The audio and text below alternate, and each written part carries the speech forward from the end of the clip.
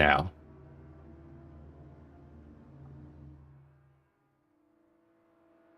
Yeah, we're live.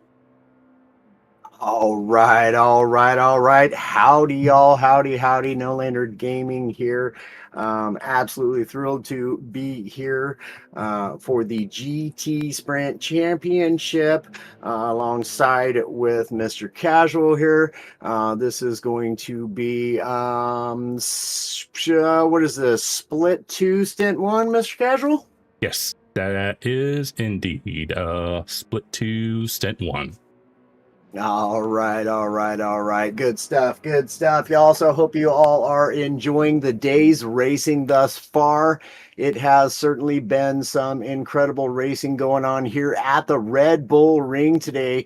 Seen some great driving from the drivers here out today. Nice field of cars. Definitely some familiar drivers, some unfamiliar drivers.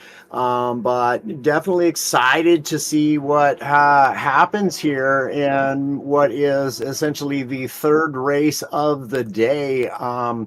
Going to be looking at driver strategies today. And, well, what do you think, Mr. Casual? How's our race coming along so far? I was keeping an eye on the first race since I'm the technically new guy around here.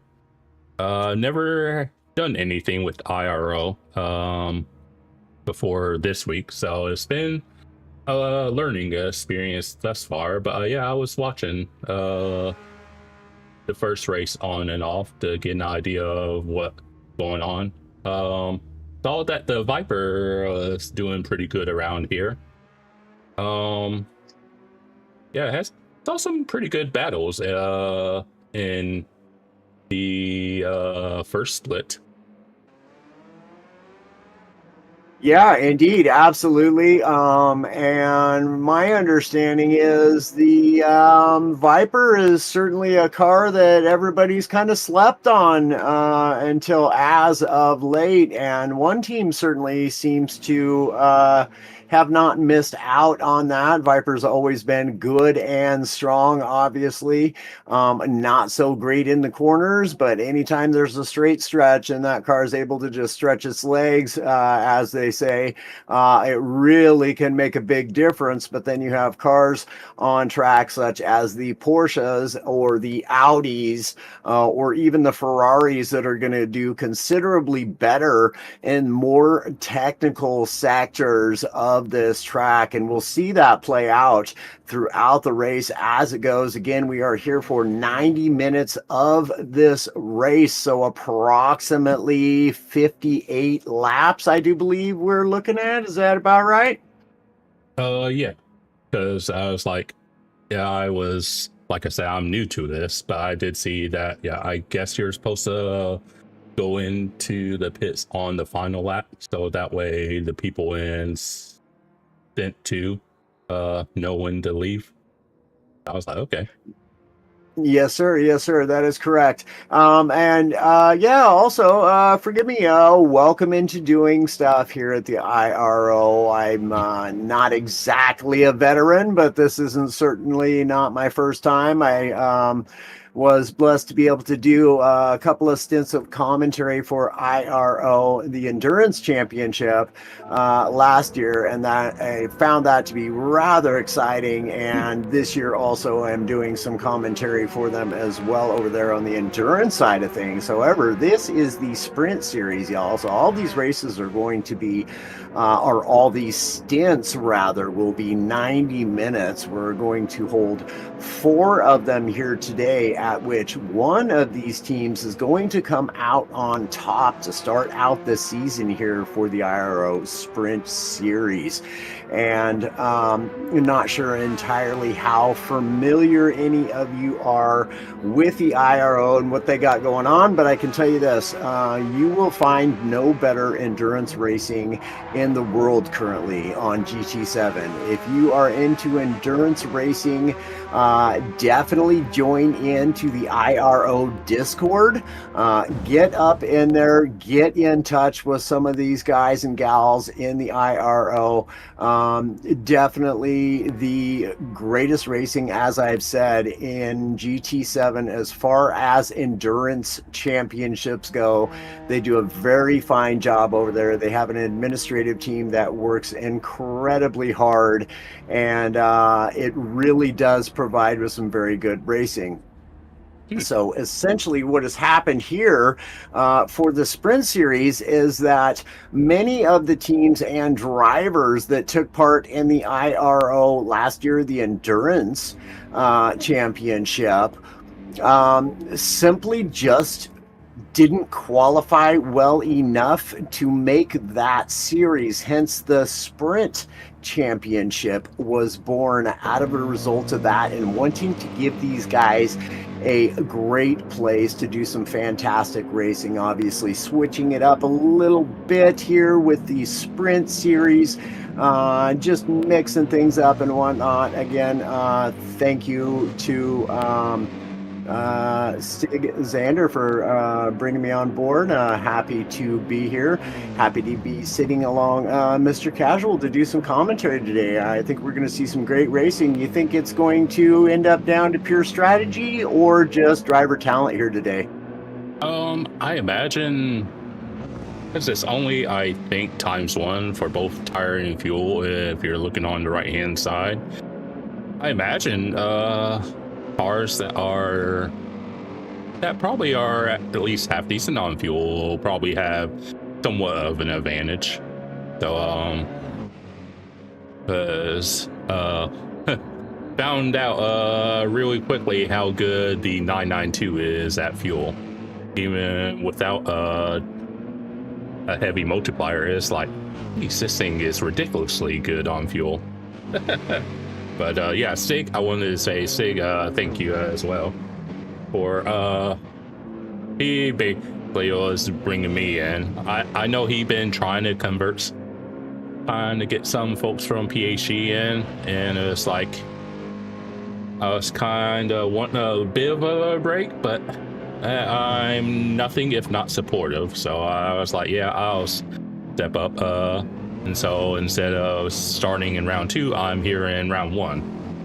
So, but it's kind of more of the same thing that I've already done, just in a slightly different environment, being with IRO.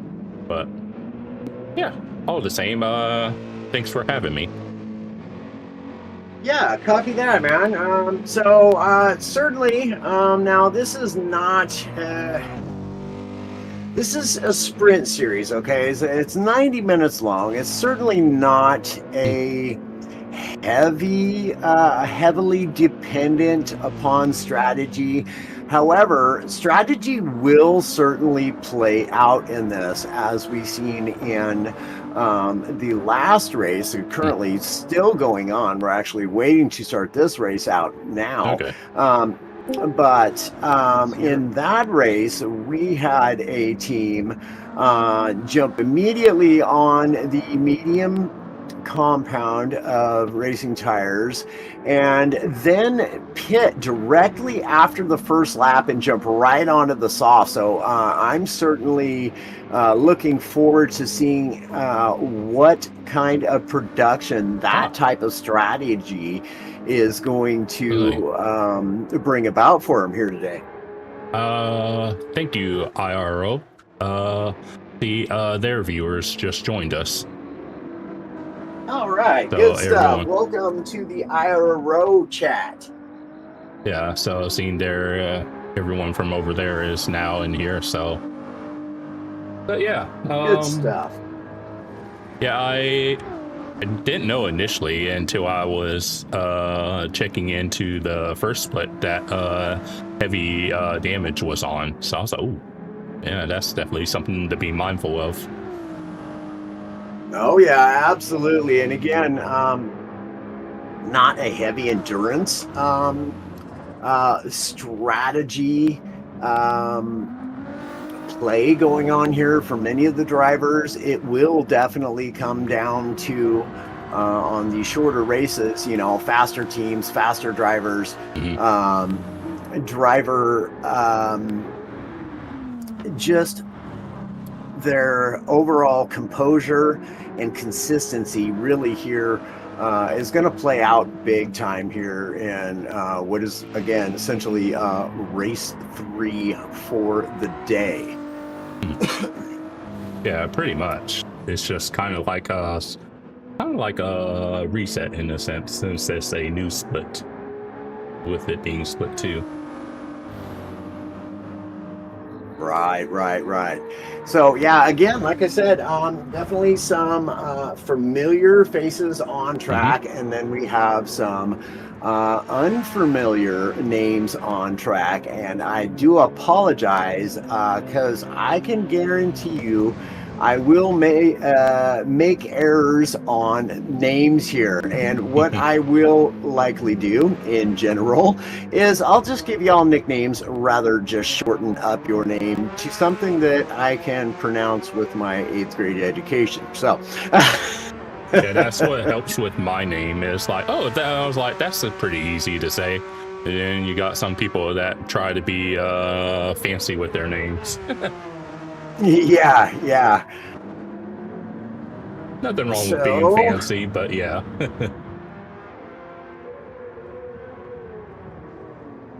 Definitely seeing some familiar teams as well on track. Teams that my team, Team Rad, raced against last year in the IRO. It was our first season joining the IRO, and I can tell you what an experience that was. Just to be absolutely surrounded by phenomenal drivers and exceptional teams as well. Not just the drivers individually. I mean, certainly some very good, very fast, very clean racers as well. But the teams as a whole, it was quite the experience for us. We rather enjoyed that and would have loved to have taken part in that again this year. But certainly we were not going to qualify anywhere near quick enough to get on track with the guys in the endurance series. Now, we could have likely done so for this. I think we might have been all right. Okay. However, we just didn't quite have the our nuts and bolts all screwed together correctly. So everything just kind of got put on hold there. But regardless, still very excited to see the racing today here at the Red Bull Ring for round 1 here of the GT Sprint Championship. It's going to be some exciting racing going on here today, ladies and gentlemen, and we do so hope that you will stick around. Make sure that you guys are giving the streams the good old thumbs up. That's right, caress those buttons out there, ladies and gentlemen. Certainly helps out the streamers and the channel, helps out everybody involved. So we appreciate y'all for tuning in. I would go and get yourself some beverages and some snacks or whatever, because we're about to kick off 90 minutes of great racing here, y'all. So I guess we should go through, obviously everyone can see the rules, but we haven't really looked at anything else. So I guess we should look at some of that stuff before we get to the point where qualifying started. So I guess absolutely, man. I guess schedule, if anyone's curious what where we're at. So obviously we're at Red Bull Ring currently, but as you can see on the right hand side, after round 1, looks like they're heading over to Laguna Seca, that famous corkscrew. I will say I've never driven GT7 in VR. I always hear about how much I think the word is undulation that places like Laguna Seca has. So I was like, yeah, Laguna Seca, Mount Panorama, certainly some very great elevation changes on those tracks, and definitely Laguna Seca, I think it's Oh man, I forget, but it's a great drop in elevation from the top of the corkscrew on down to the bottom and into the first couple of lefts. But either way, that's a good track. That one ought to be certainly fun. Moving on next, will be traveling from the United States to Italy for Monza, and that ought to be a really great one too. Everybody knows Monza. Yeah, I'm sure that'll be sweaty. Yeah, sure. The Temple of Speed, as it's well known for. Afterwards, to which we will head to France to Le Mans, and of course, obviously, a very iconic track. Can't wait for that one as well. Always brings some really good racing. And take it from there, my guy. And then, sorry. Oh, you're fine. This is hey guys, this is Stig Xander here, just popping in. We just finished split one, and I just wanted to pop in and offer some voice. I'll be like super duper back in drums, but also helping out with that in production. But I'm gonna hang out here. I'll be quiet. I'll probably have my mic on mute most of the time. But is this you guys already started qualifying? I might have missed it. No, it's just been practice so far. Okay. Yeah. I think we just got 15 people in. No, yeah, everyone's in here. Go ahead. Yeah, you guys can go ahead and get started, I guess. It's all right. Let's see. Should be 14 all the way drivers bottom on left, track. starting Is soon. that accurate? There we go. Then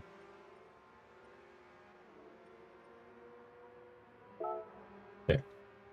But yeah, the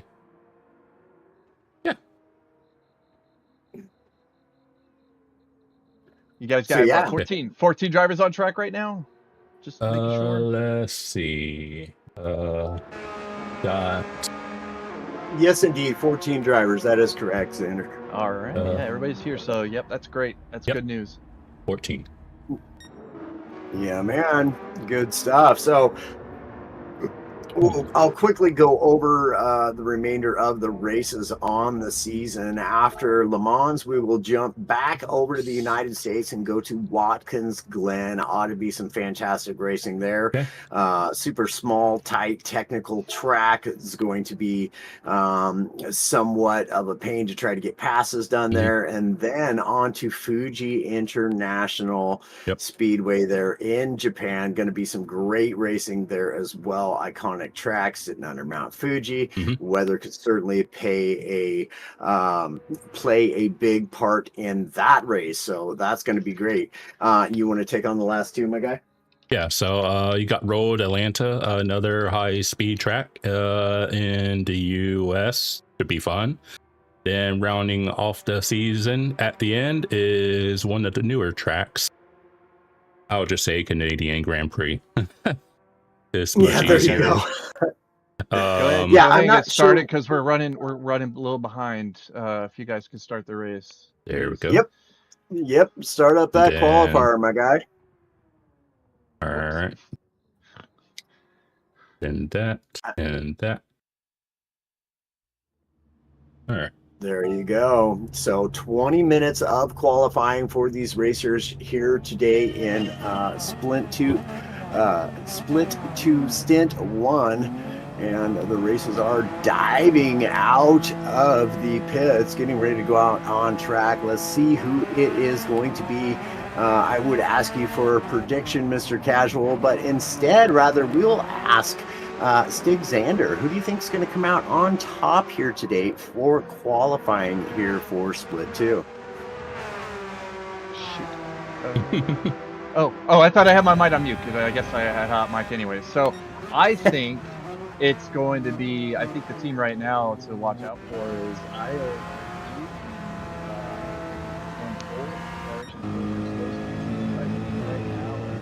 R2 to really keep your eye on. I think FAF is a bit of a newcomer to IRO, and we're happy to see them here. And then IRT, they were a Split 2 mainstay last season. Had a strong season. Some new drivers, but I think it's going to be good racing from top to down, top to bottom. Yeah, man. We'll see. Myself, I'm going to hold out on any predictions because, well, they'll be wrong anyways. But I can tell you certainly some good quick racers here in Split 2 as well. Definitely no slouches in the room. Again, some familiar faces and then some not so familiar racers here. But I'll tell you, I'm just going through now and looking at the liveries, and I'll tell you what.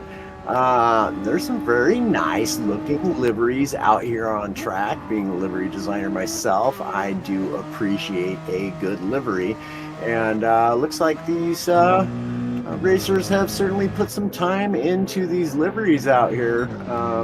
Can't wait to see them in action after qualifying here. Again, qualifying will be in 20 minutes, after which we will therefore start the race shortly afterwards. And definitely going to be some exciting racing for the next 90 minutes here at Red Bull Ring. I think right now my favorite livery is actually Evolution and No Limits. I don't know who's pilot for them right now. But it has like kind of a worn, rusty, look to it.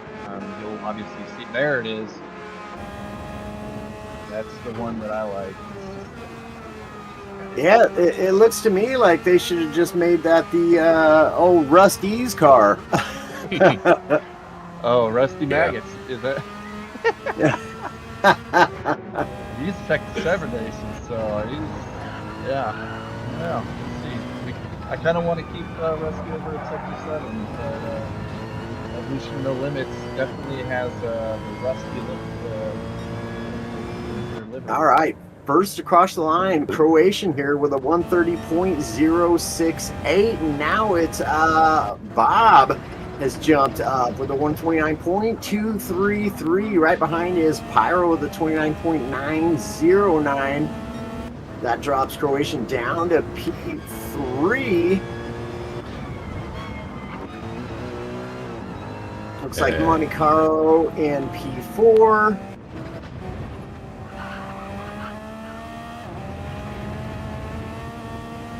Bob certainly holding on to fastest lap currently here.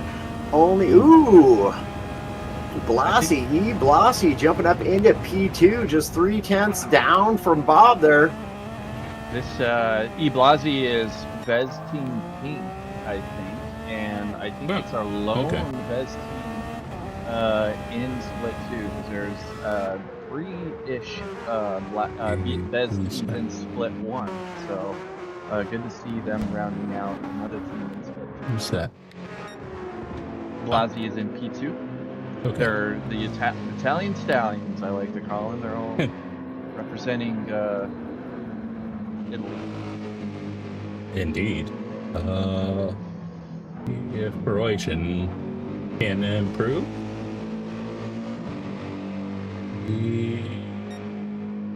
Not going to be an improvement there. Very close. Very No. Oh my gosh. Why is a very good consistency there? The word evaded me momentarily. I do apologize. Oh, Dad Leisure moves up big time, up into P3, just 53 hundredths of a second behind P2 now. So that was a big jump for him. Okay.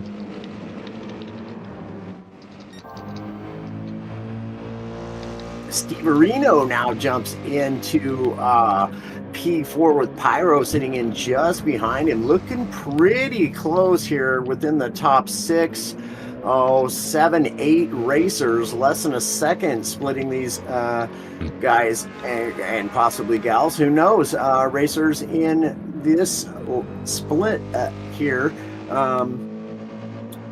for round 1, stint 1 rather.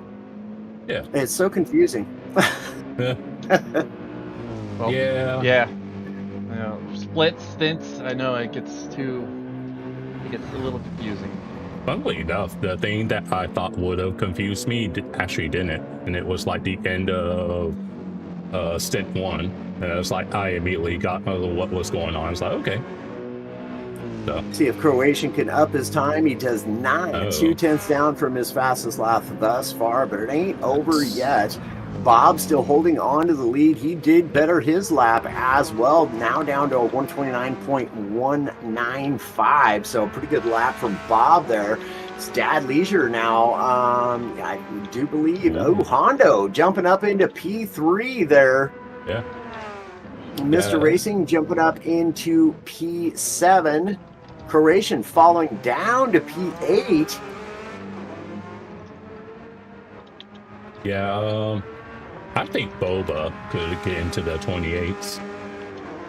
Honestly. Yeah, Bob, he's right there on the cusp for sure.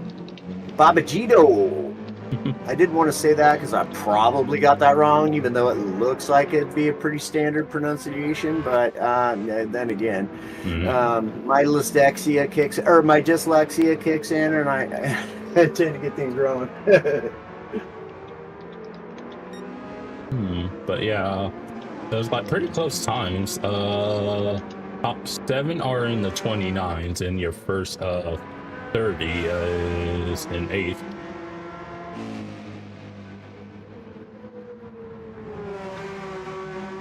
Yeah, top 8 within a second of each other thus far. Possibly 9, maybe even 10 first drivers within a second. Okay. All right. But yeah, it's like it being evening. That should help some of these tires last a bit longer, as you see Monty and Mr. Racing improve, as does Root. So it looks like top 8 are now in the 29s. Much further. Oh. Uh-oh. A little off-track moment there for Monte Carlos. Yeah, a little rally cross there for Monty. So it looks like we're now top 9 are in the 29s. It's very good. Yeah, Monty experimenting with a bit of a different racing line there and figured out that wasn't the one. So he'll go at her again and try to get the right line this time. But I'll tell you, it certainly happens when you're out there setting in qualifying laps. You are trying to push that car to its absolute limits, and if you're not pushing the car to the limits, well, then you've got room for improvement, and then you will find that limit, and the car tends to go off on an adventure by itself, and at that point you're just a passenger. Yep, these are full-time race cars and part-time lawnmowers. Indeed, groundskeepers. The landscaping crew will be happy about that. That'll be one less spot that they'll have to maintain for this upcoming week, though. So Bob's still holding on to fastest lap of the race. However, we do have some development here. It is Iblasi still now only 1/10 behind Bob there. So we may potentially see someone else jumping in to grab away that fastest lap. A few minutes left here. Well, a few minutes. When I say a few minutes, what I mean to say is 10 minutes left remaining in qualifying. So definitely this order could change from the top to the bottom. We don't know. We might have some sandbaggers on track, y'all. Yeah, I mean, it's possible. It's like, I mean, like Slick could help you if you get with the right person. It's just a matter of, like, are you going to work together, or are you going to try to fight it out? Indeed. Ooh. Croatian coming in with a little bit better of a time there as well. Yeah, as our current pole sitter is flirting with a 28, sitting at basically a 29 flat. Yeah, that's very respectable lap there from Bob. Oh, and Mr. Racing for S7R comes in just 31 thousandths of a second from taking P2 there. So definitely, as I was just alluding to, we could see drivers coming from the back of the pack, jumping right up into the front as Mr. Racing has just done there. So that's nice to see, and we will see, as we've already seen somebody. I don't recall who it was, but somebody just went into the pits and got on a fresh set of tires. I think it was Hondo. Oh, and Hondo. Yeah, because I seen him in the pits for a little while. But if there was someone else, Tahir as well is on a fresh set of racing shoes, which I figured would certainly be the case, that we would start to see some drivers jump in, get on a fresh set of racing tires, and see how it goes. Dad Leisure as well, jumping onto a fresh set of racing shoes. And the Panda Express AMG there, very well done looking livery on that car.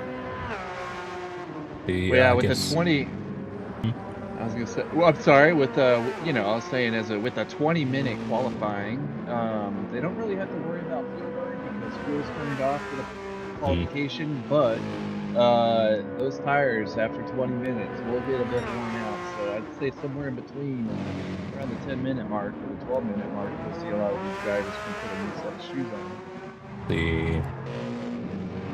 Yeah, and that's exactly right. And when we start seeing them too, Blasie's a 29.1. Yep.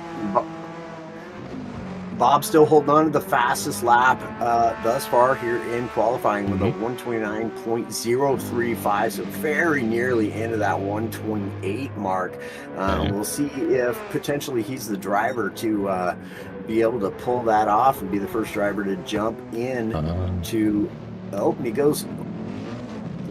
Blasie just getting out of the way there. Yeah. Looks like. Yeah, I might have just missed this race, or figure it was already a throwaway lap. Yeah, and it may have been a strategic play too, to where he's like now jumping into the slipstream of that driver, or going to try to attempt to get into the slipstream, and get a bit of an advantage over the rest of the field potentially by gaining some extra time in the slip. As you can see, he's only 1/10 off away from taking that top spot. Now we see drivers jumping in all over the place for a fresh set of shoes with 6 minutes remaining in qualifying here. That will be about 2 laps. They'll get an out lap and about 2, probably actually 3. Yeah, they'll get an out lap and I think 3 laps in 6 minutes. Let's see. Yeah, something like that. Yeah, you can probably, if you time it out right, you can probably get 4. Well, your out lap and then 3 qualifying laps. That's what I meant. But yeah, it's like, so we'll see what everyone can do. And correct, JK85, no fuel usage in quali. Right.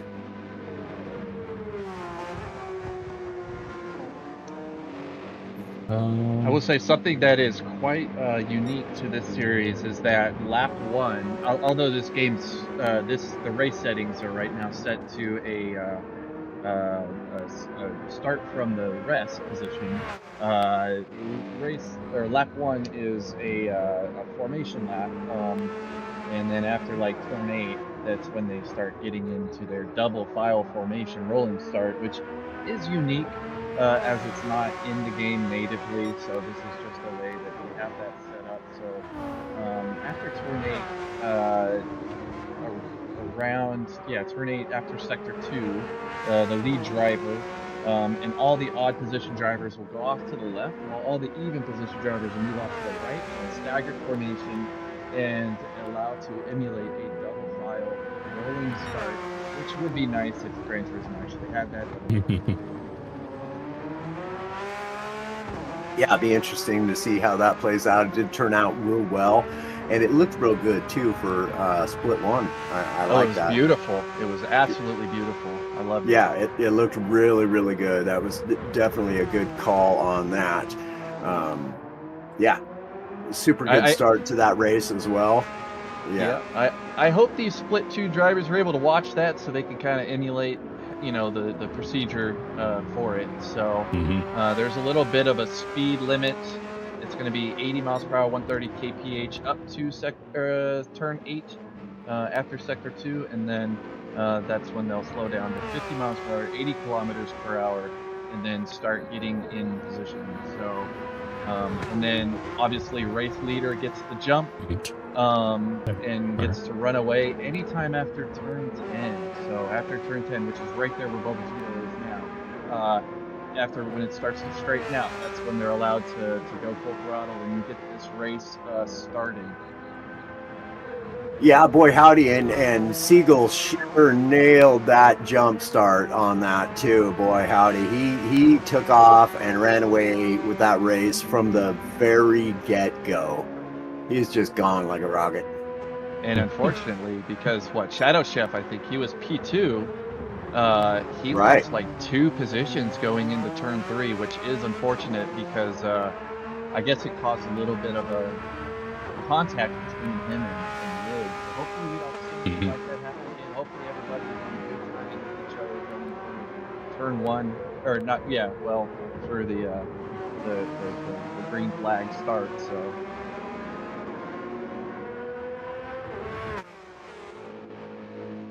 All right, so about 2 minutes and 10 seconds remaining. So about 2 more laps remaining for each of these drivers to try to better their times. Currently, Bob still leading the way here with Iblazi in P2, S7R Mr. Racing there in P3, D Leisure in P4, Hondo it'll be for P5, Pyro in P6. We have RVDW for P7 and Steve Areno there in P8. We'll have to get down to the rest of them here a little later. Yeah.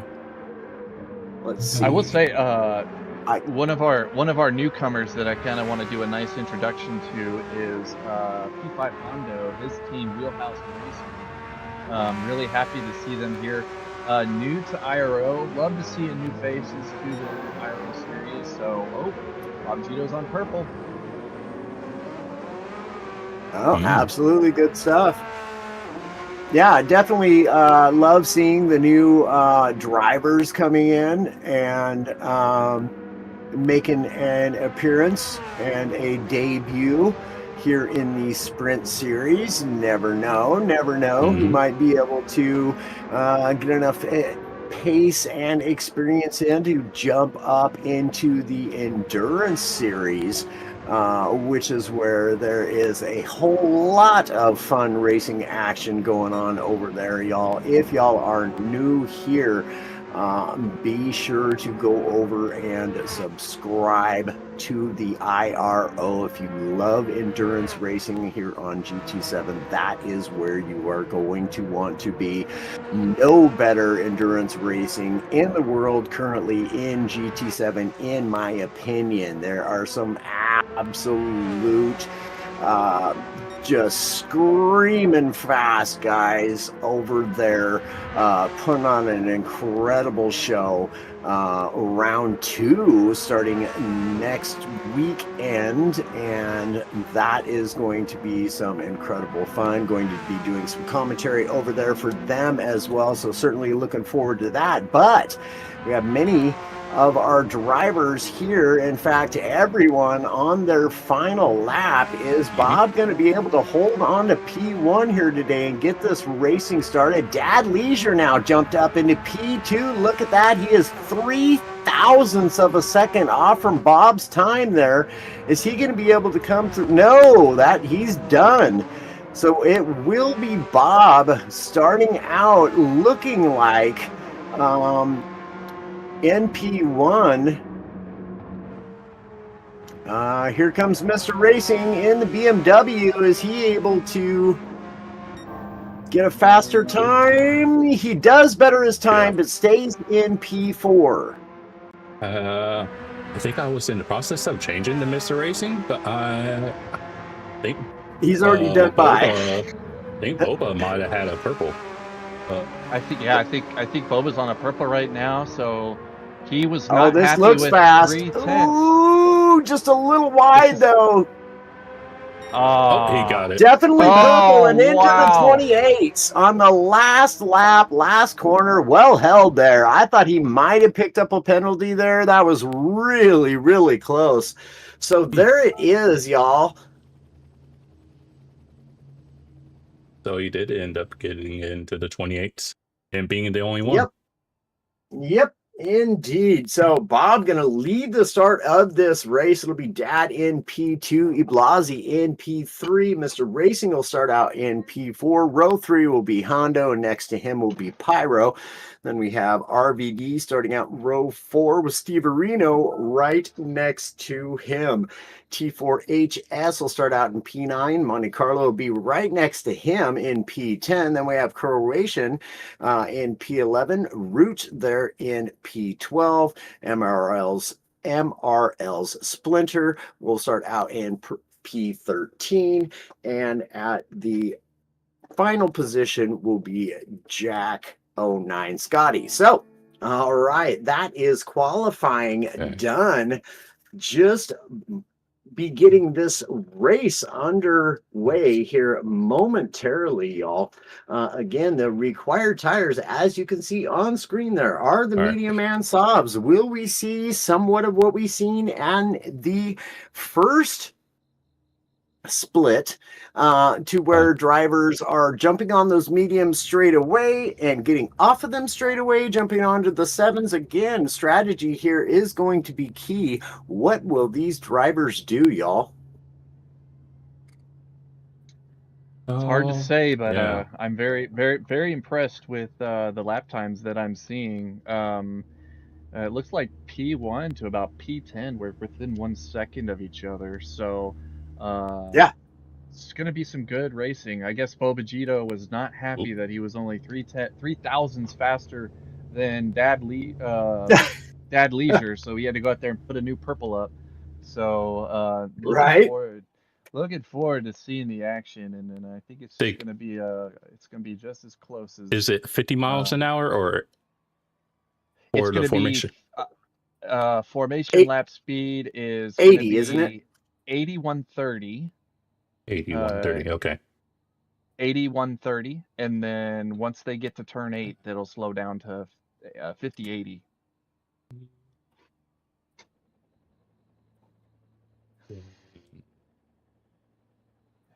And then it'll be after sector 2. After they go through sector 2, they'll slow down to 5080, and then get. So basically around the penalty gate area, right?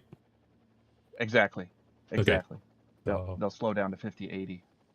Do that, and then I need to after.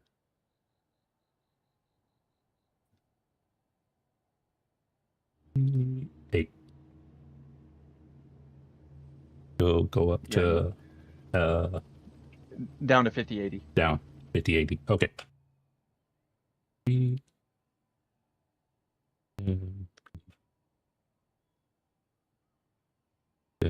Just grabbed a couple of screenshots of our qualifying results just in case we need them. Always a good thing to do. Yeah. And that's good. And double file. They should know the procedure there, and then they go after turn 10. They're on the jump of the lead. So, but yeah, they should be familiar. Hopefully most of them are watching Split 1 for reference, so they knew. I mean, if they were watching it, they saw a perfect example of how it's supposed to happen. So that was amazing to watch. All right, I think it's time to put. Let's get her started. What do you say, No Lander? What's your little saying before a race starts? Giggity, giggity, giggity, let's get to racing, y'all. Yeah.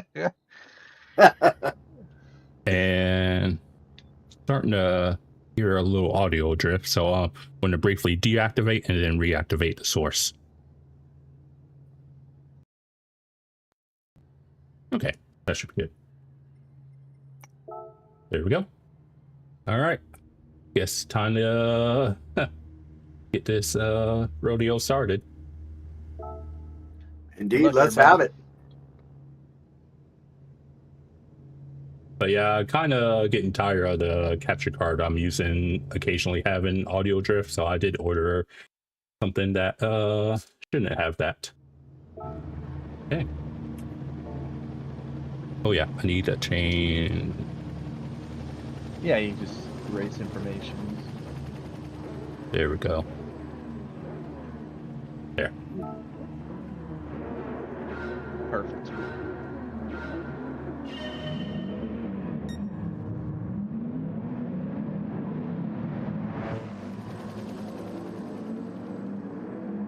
Awesome.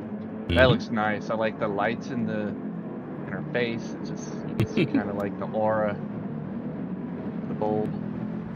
Yeah, we don't really get enough night races in GT.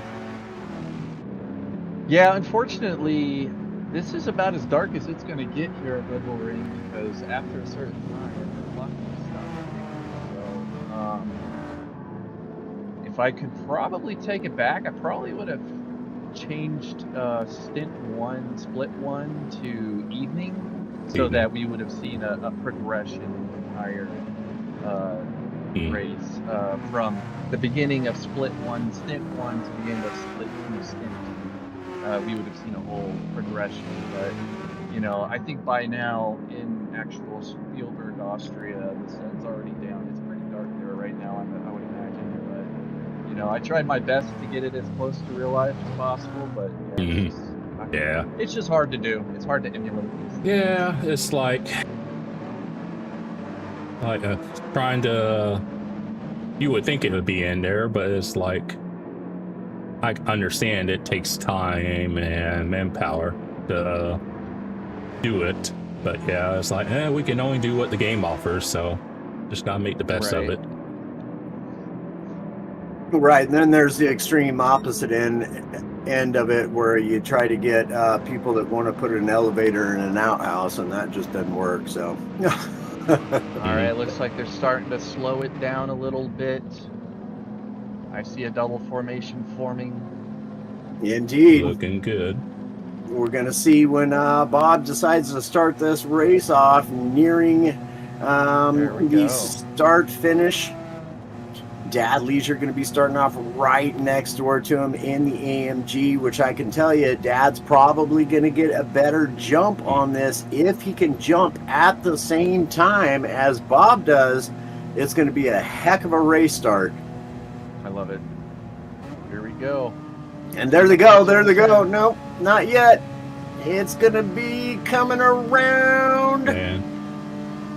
Oh, he's waiting until the checkered flag, huh? Oh, he didn't have to. He could have jumped it already if he wanted to. But there he goes. Oh. He's off. He gets a great jump. I can't believe everybody didn't freaking jump on that right away. We got darn near 3 wide coming into turn 1. Here they go. 3 wide into turn 1. Everybody makes it through. Blasi definitely went wide there, but comes out on top into P2. Great action. Everybody jumps right into single file. In behind him, looks like we got 2 wide, maybe 3 wide back there in the back. P7 and 8 or so. Looks clean. Good job on Blasi recovering from that wide turn 1. I think because there was contact there, they didn't give him a penalty for going that far out there.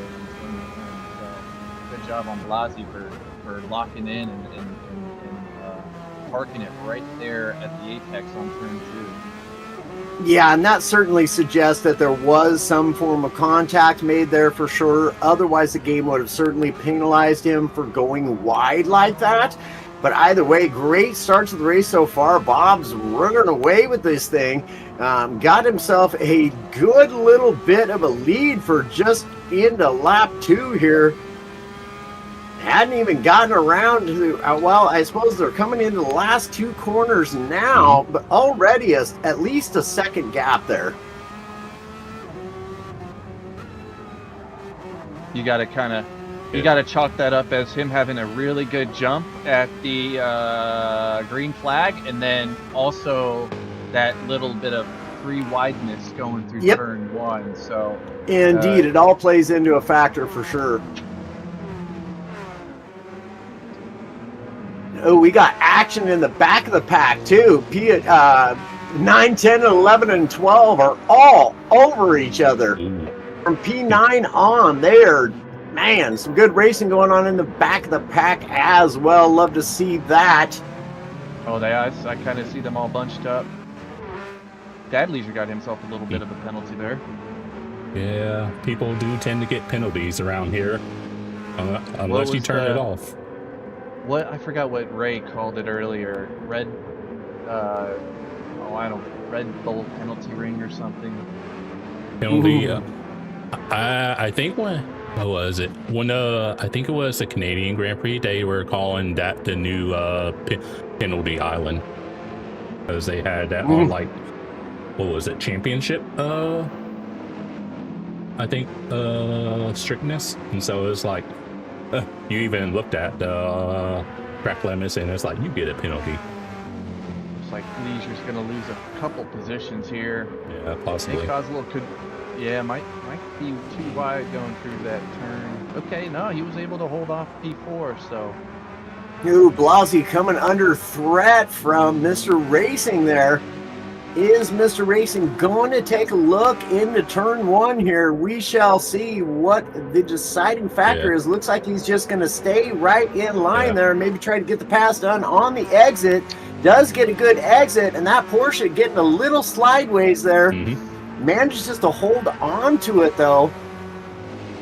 That was an exciting exit for Blasi. Yeah, you basically need to be side by side, as you see Mr. Racing's going for it at T3. And looks like Blasi holds on. But, good show of respect. Yeah, you really need to be side by side entering T1 if you want to try for it, because it's really tricky at the best of times. Yeah, the over-under can work there at times.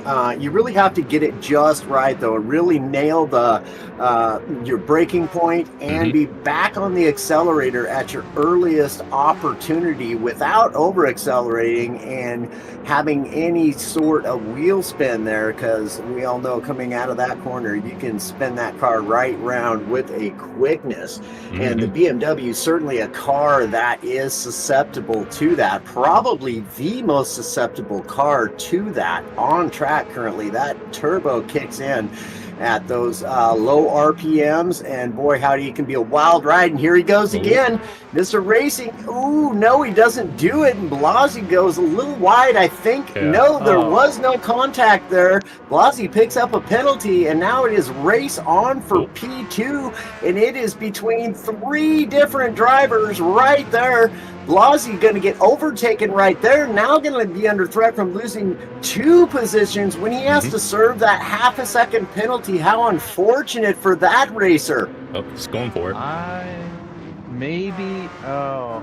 thought maybe there was a little bit of contact there between Mr. Racing. He might have bumped him in the back just a smidge, not too hard. Obviously, sometimes you may not notice these things, but I felt that Blasi getting that half-second penalty was a little unfair, because it did cause him to go wide because of contact, in my opinion. Meanwhile, all this battling here for P2 between those 4 racers has allowed Bob to get 3 seconds up the road. He's just leaving everybody behind there.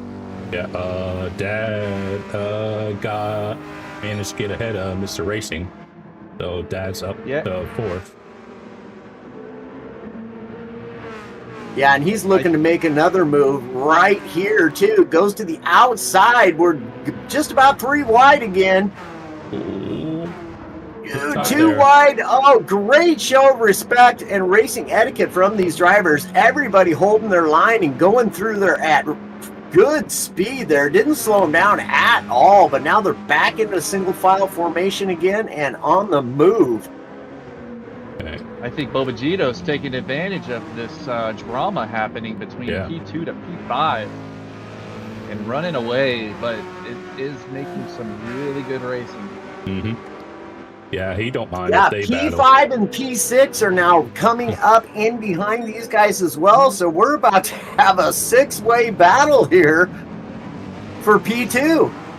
Great racing going on here in Split 2. Stint 1 here, Red Bull Ring for the GT Sprint Championship, round 1. Some thrilling racing going on here at Red Bull Ring. We have P5 and P6 now side by side. Blasi losing another position there. Maybe 2. This is a battle going on right here. Big time battle in the middle of the pack. A little bit of touch there. Chico getting around, or Blasi rather. Oh, and he goes wide and he's sideways, back and forth, fishtailing. Oh man, loses 3-4 positions there. Here comes Steve Areno. He's going to make it 5 positions lost there. And they make contact. Yeah.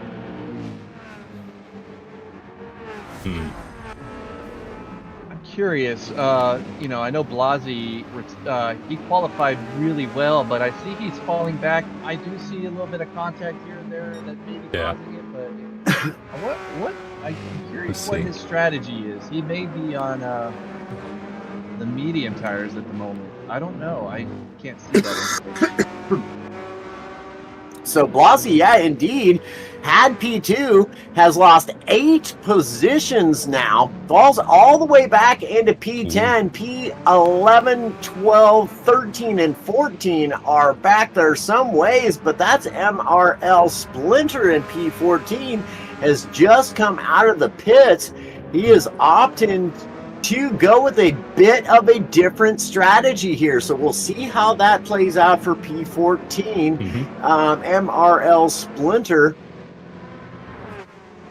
Yeah, I see both Pyro in 4th and Hondo behind him in 5th have a half-second pin to take this lap.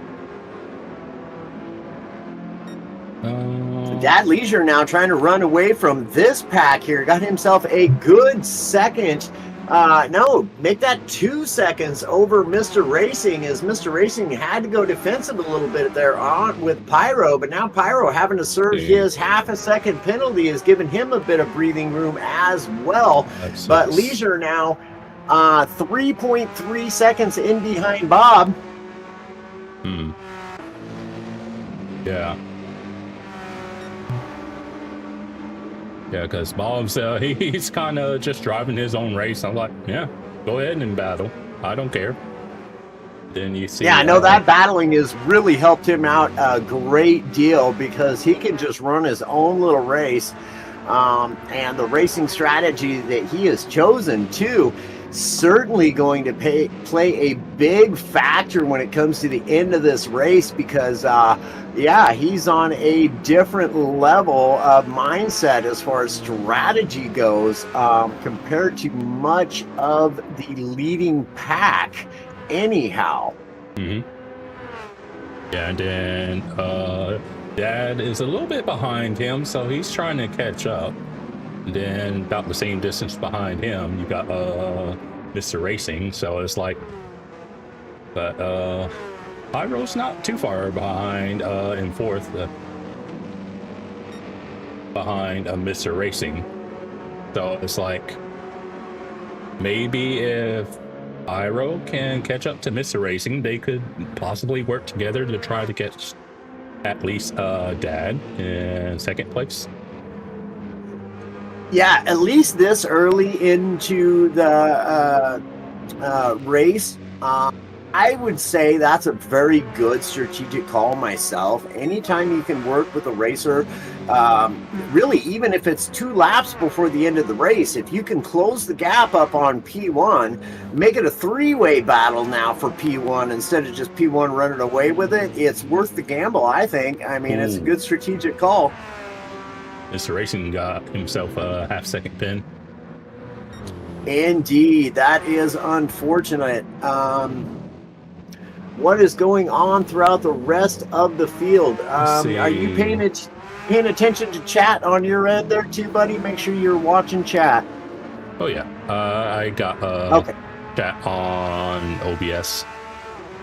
There you go. Good stuff. Good stuff. We want to make sure we can provide the viewers with the viewing pleasure of the car that they would like to see, or the team that they would like to check out and see how they're doing currently. Kind of got a conga line from where RVD was that 7, 8. Yeah, a little bit of a line. If a few of them can catch up, but yeah, everyone's kind of like, now that everyone's settled down, it's like kind of, it looks like this is about the closest battle, besides a few at the back. Yep, indeed. Dad Leisure now has dropped a second off Bob's lead time there now, within 2.6 seconds, it looks like. Ooh, nice battle going on here for P5, 6, and 7. Yeah, that's quite the cluster of cars there. This is going to be very interesting into turn 2. Incredibly tight, worse than a 90-degree. Oh, and there's a little touch there. Drivers make it on through, but that allows Blasi back up into the fight. Has gained 2 positions just recently, back up into P8. Blasi on a drive now, trying to burn the tires off that portion, try to catch up to the front of that pack here. We'll see if he can get it done. Ooh, Blasi fishtailing all over the place again.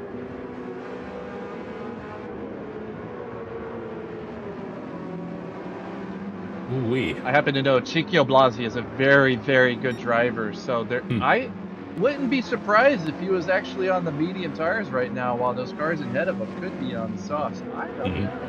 Maybe we can do some hints every now and again to see what the tire strategy looks like. But honestly, right now it's really close. Blasi grabs the position there, moves back up into P7 now. He is absolutely on the move. Definitely the man on the move for the race thus far. Got some time up ahead of him, just 1 second to the next driver in front of him. He'll probably close that distance up pretty fairly here into turn 1, just under braking alone. Does make up a few tenths, or a couple of tenths anyhow, on Monte Carlo there in P6. Quick question, Sig. Teams don't like sharing their tire compounds, right? Wait, what's that? I'm sorry. I was asking, teams don't like their tire compound being shared, right? To be shared on the stream. Yeah, that's kind of why we have it, but you know, like, we can hint at certain things, but I don't know. Yeah, maybe. Yeah, that's why I was asking. Zip it a little. Oh, Monte Carlo gets it all sorts wrong, coming back out on track, and oh man, gonna have to hit the replay on that one. Yeah. See. Where? See what happens here, P6. There he sees, gets sideways, taps the wall twice, and then comes back out on track. Oh, and they split him just perfectly. Steve Areno and that other driver. I don't know who that was, but that was great driving from those guys. See about getting a bit. Yeah. All right. Oh. Root. Ah. Oh. There we go. Root Metal, that's who it was. Yeah, great driving from those guys. Split that driver, one on one side and one on the other. And boy, howdy, what a job to avoid any catastrophe there for those drivers. Excellent driving.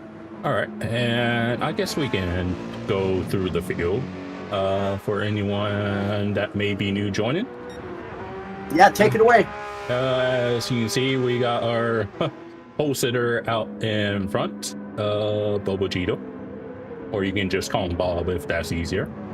And you got Dad right behind him, hoping to share some dad jokes, I'm sure. Then in third you have Mr. Racing, they're kind of out in no man's land, as is the guy behind him, Pyro. Then not too far behind him. There we go. I'll just say T4. And then we see in 6, we have Blasey getting ready take his penalty. Then you had RVD. Now that demotes Blasey to 7, and RVD to 6, and in 8, you see we have Hondo. Then a little over 2 seconds behind him, we have in 9th Steve Reno. Then about a second behind him, we have Croatian. And just on his gearbox, you see Carlos. Monte Carlos, that is. Then a little bit behind him, you got Root, who has a half-second pin, and lucky number 13. You got Splinter. And then our final participant, you have Jack in 14th. So that's your grid rundown for everyone thus far. What's that? That is 6. So we got a little gaggle right here with RVD in the middle with his pin that he'll take this lap. But yeah, so it seems like the front runners are like kind of doing their own thing unless someone makes a mistake.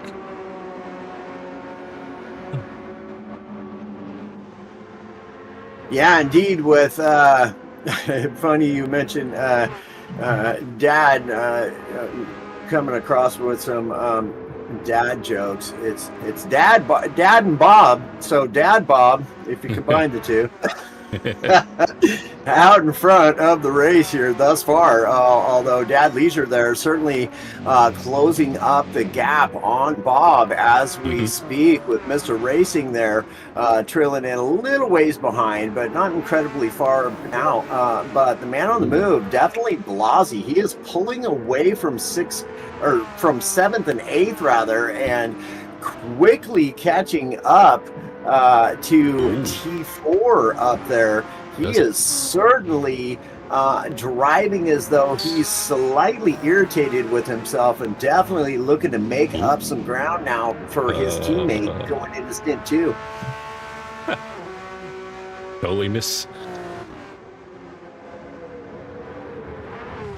What did we miss? Just a little. Yeah. I was going to say, my dad's name is actually Bob, so. Oh, is it? Okay. And quick thank you to Matt Dottie for pointing something out to me. So I fixed that. We're on a green flag. Hello.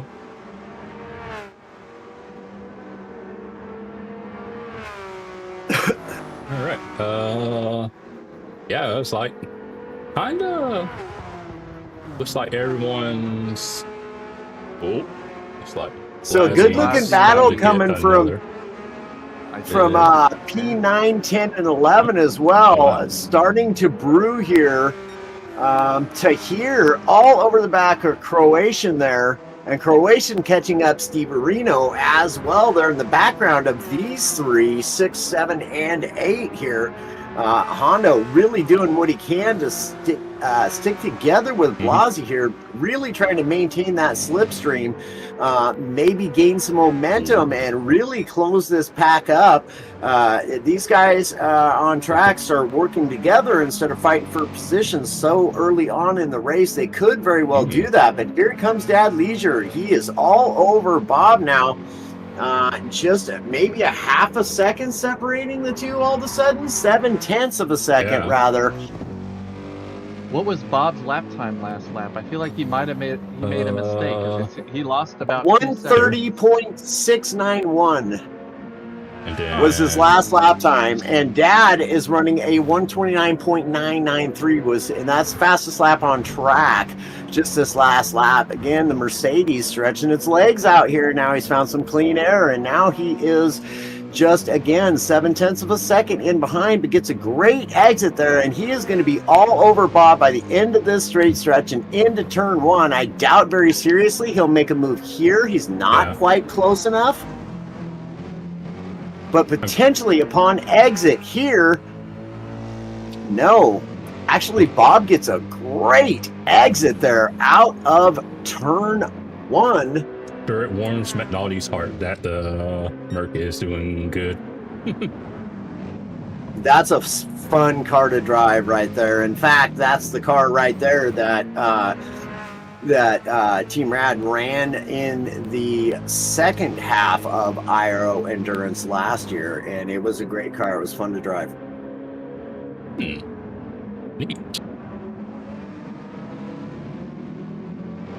The old AMG, beautiful car, aesthetically pleasing, but also an incredibly brilliant sounding car as well. Oh, yeah. Altogether, as a whole, a fantastic car. Love that car. Because even if you don't like how it drives, it is one of the better sounding cars in the game. Oh, for sure. For sure. Mr. And the driving of it. Currently, I was going to say, Mr. Racing has gained about I'm actually more than a second this single lap. So I think he might set the new fastest lap here. Let's take a look. I think he's going to put a new PR down for the race. He's cruising. He's catching Dad up there for certainly. Oh, no, not quite. But yeah, Mr. Racing is on a tear right now. 129.993, fastest lap for Dad. Mr. Racing just put in a 130.111. So less than 0.2 of a second off from fastest lap. Certainly catching Dad, though, within 0.7, as you can see there. That BMW, very strong car. I did that car in 2 seasons back to back of racing a couple of years ago, and I'll tell you, when I first started driving that BMW, I absolutely couldn't stand the car.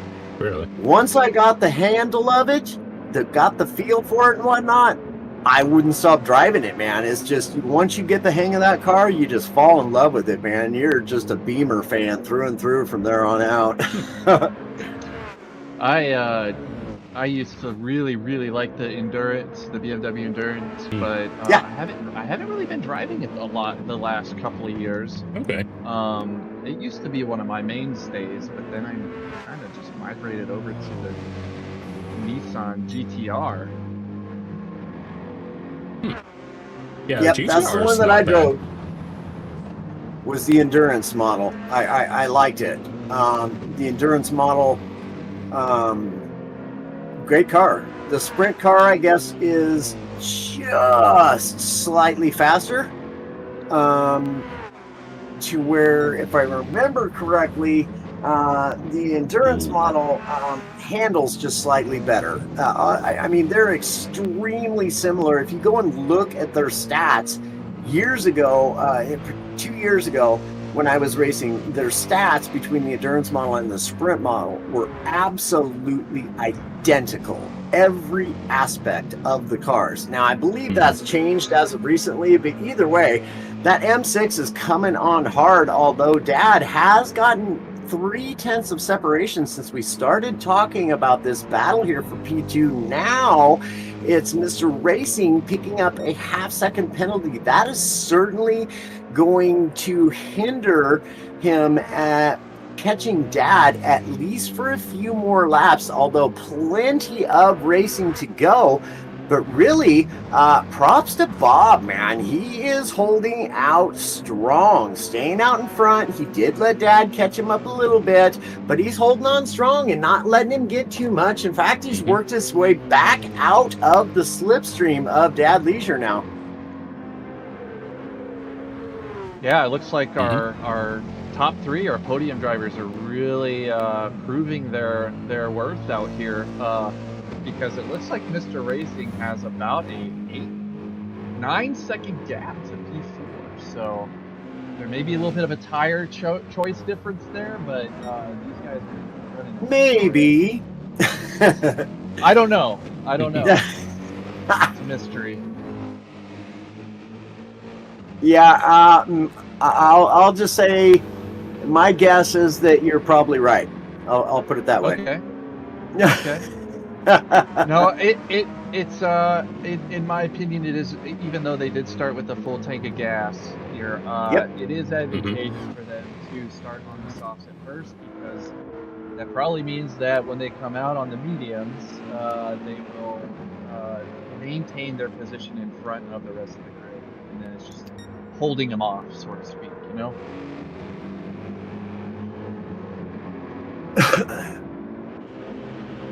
Let's see.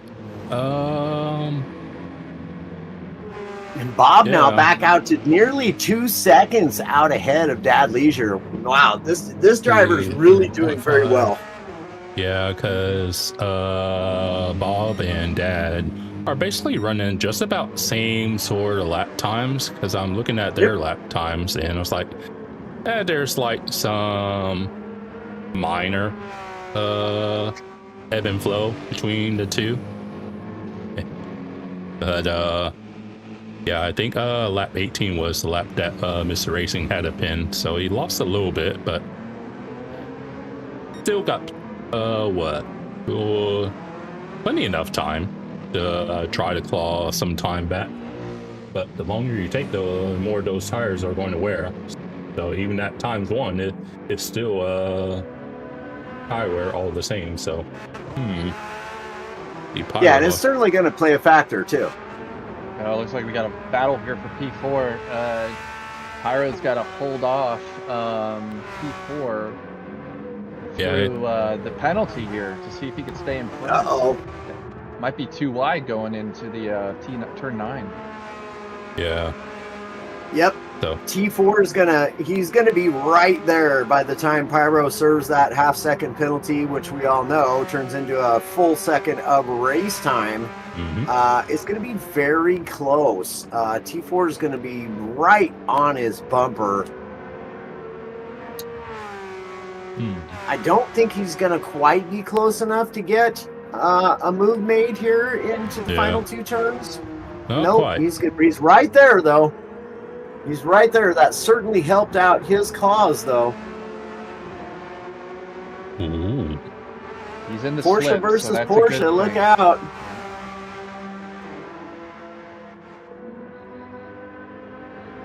See that?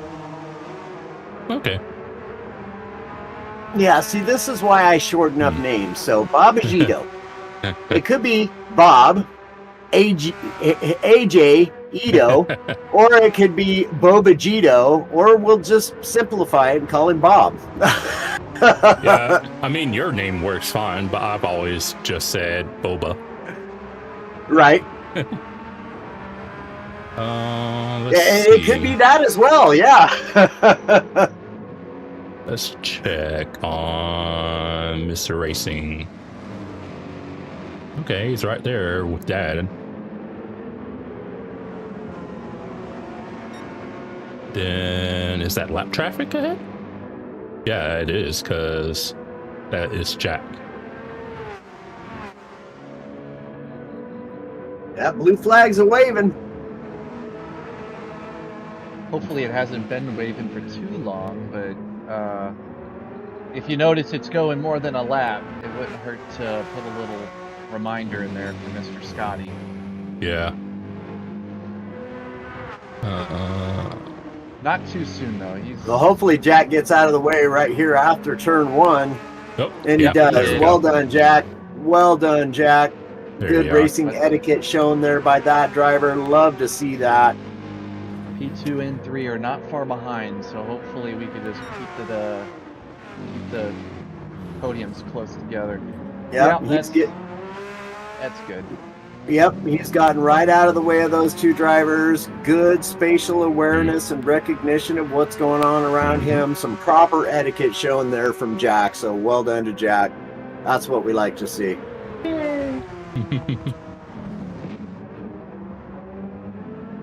Let's see. Then that's Bob where is Dad's continuing to open up that gap back up to nearly 2 seconds again, 1.8 seconds, really, and Dad's run away a bit from Mr. Racing there. Mr. Racing had that half a second penalty and has just not been able to close that gap back up since having to serve that penalty. We'll see what he can't do around these next couple of corners, and onto the start-finish straight is really where that BMW is going to show strong, but the AMG strong here as well, so it's going to be very interesting to see how this works out. Can he get back into the slipstream? Dad Leisure there, it does not appear that he will throughout this sector, potentially into this next long straight after turn 2. Just depends on how good an exit Dad Leisure gets, and it looks like he got a good one, so I don't think he's going to be able to jump into that slipstream. No, in fact, Dad put another 0.2 of a second on him. Yeah. Dad Leisure running purples now. Not too shabby. But yeah, it's that the fuel burn. The fuel burn's catching up. because that's what I was talking about before. It's like, if nothing else, I've learned that the 992 is, unless there's a car that's better at saving fuel, it's great at saving fuel. Yeah, and it's not bad on tires either, has been my experience. I love the new Porsche myself. It is fantastic. It handles completely and totally different than the 911 does, I'll tell you that much. Yeah, because that ended up being the meta car for the final round of the PSG World Series. And it was like, it wasn't as snappy as the previous iteration of said car. So it was like, okay. It was kind of like, in a sense, kind of like the McLaren, where it has some understeer, but it's not debilitating understeer. So it's like it's rather refreshing, because the understeer that is on the 911, like you say, it's rather snappy. This 992, it can be snappy, but it's slightly easier to gather it up when it does get a little sideways on you, I would think. And of course, nothing out there is going to drive like a rear engine, rear wheel drive car. You're not going to get, even the mid-engine rear-wheel drive cars definitely handle different than having that weight distributed more over the rear end of the car versus trying to have the weight be distributed evenly across the front and the back with the mid-engine cars. And then, of course, with the front-engine rear-wheel drive cars, of course, you've got all that weight on the front, which does help in your cornering. You give just a little bit of a tap of the brakes,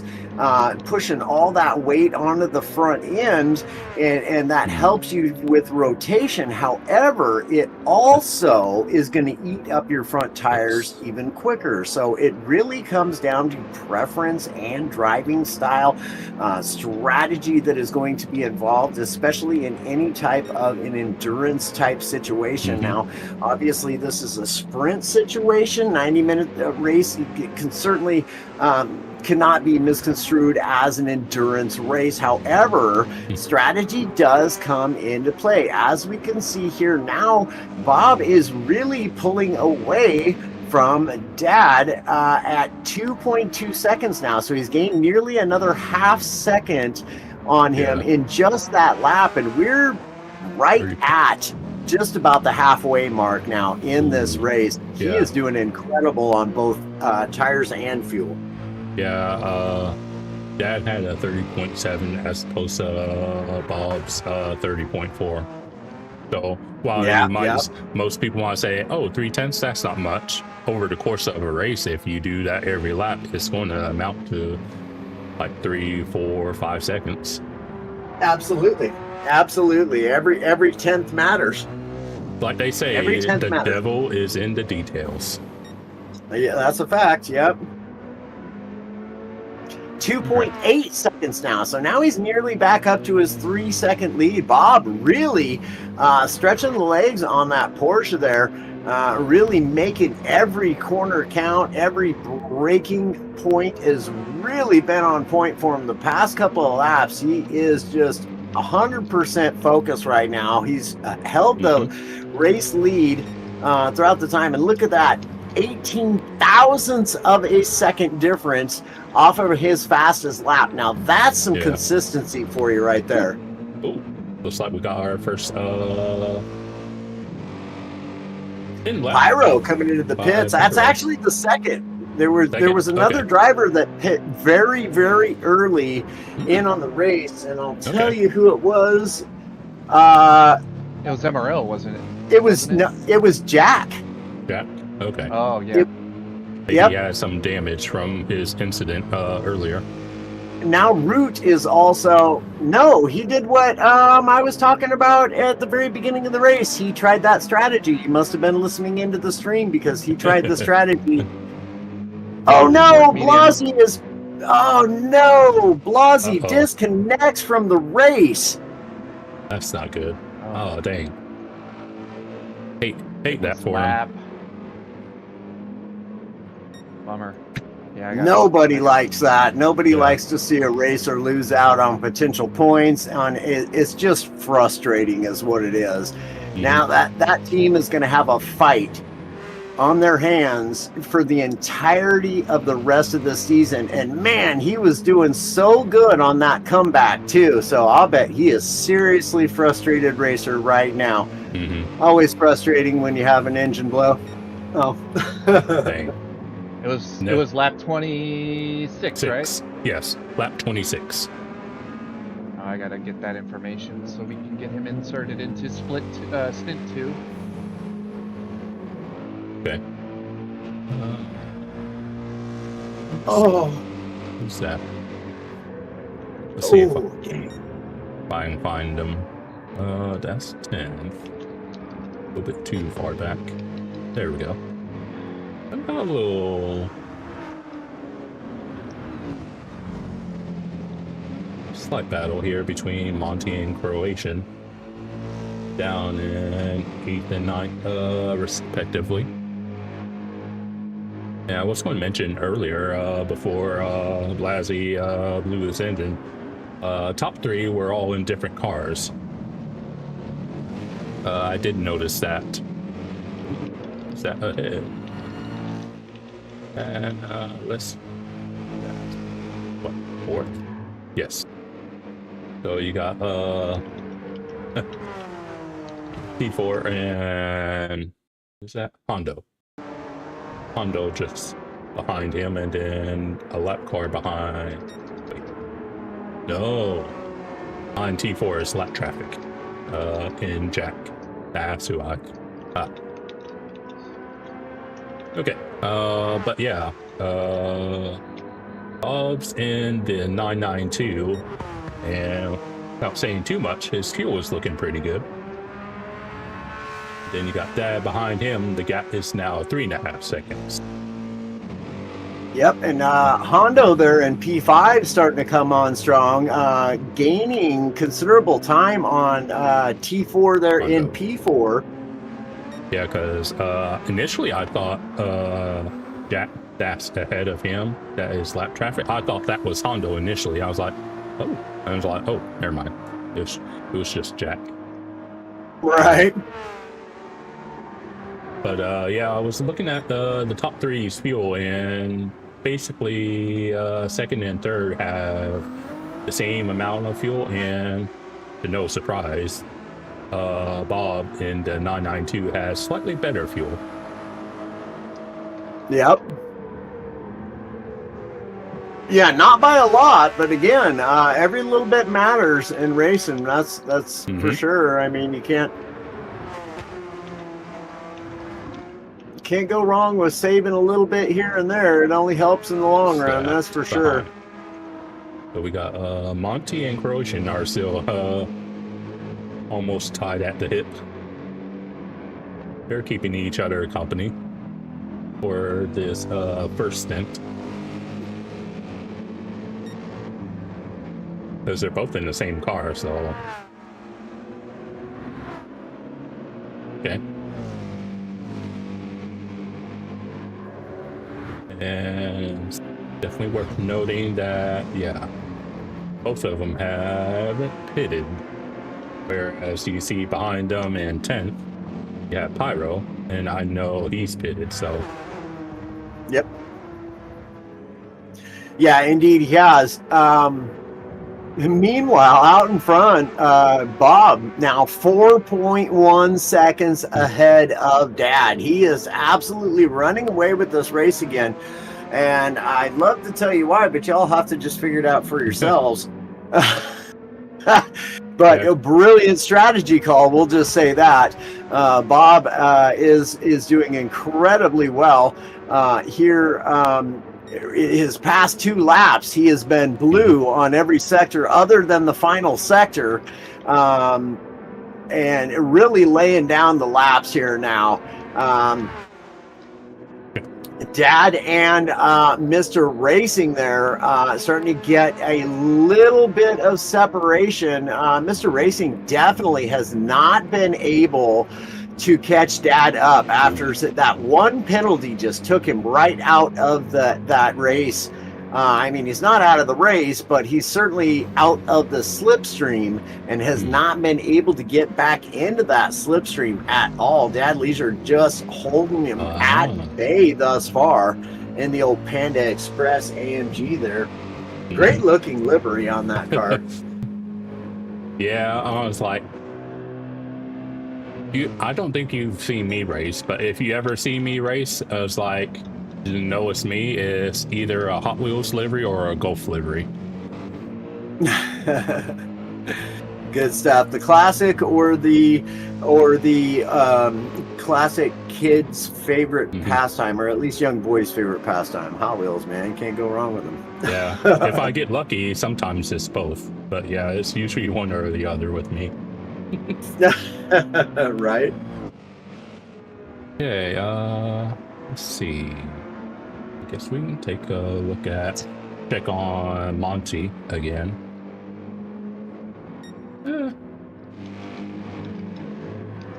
About even gaps, even at the back of the field there. Oh, I see.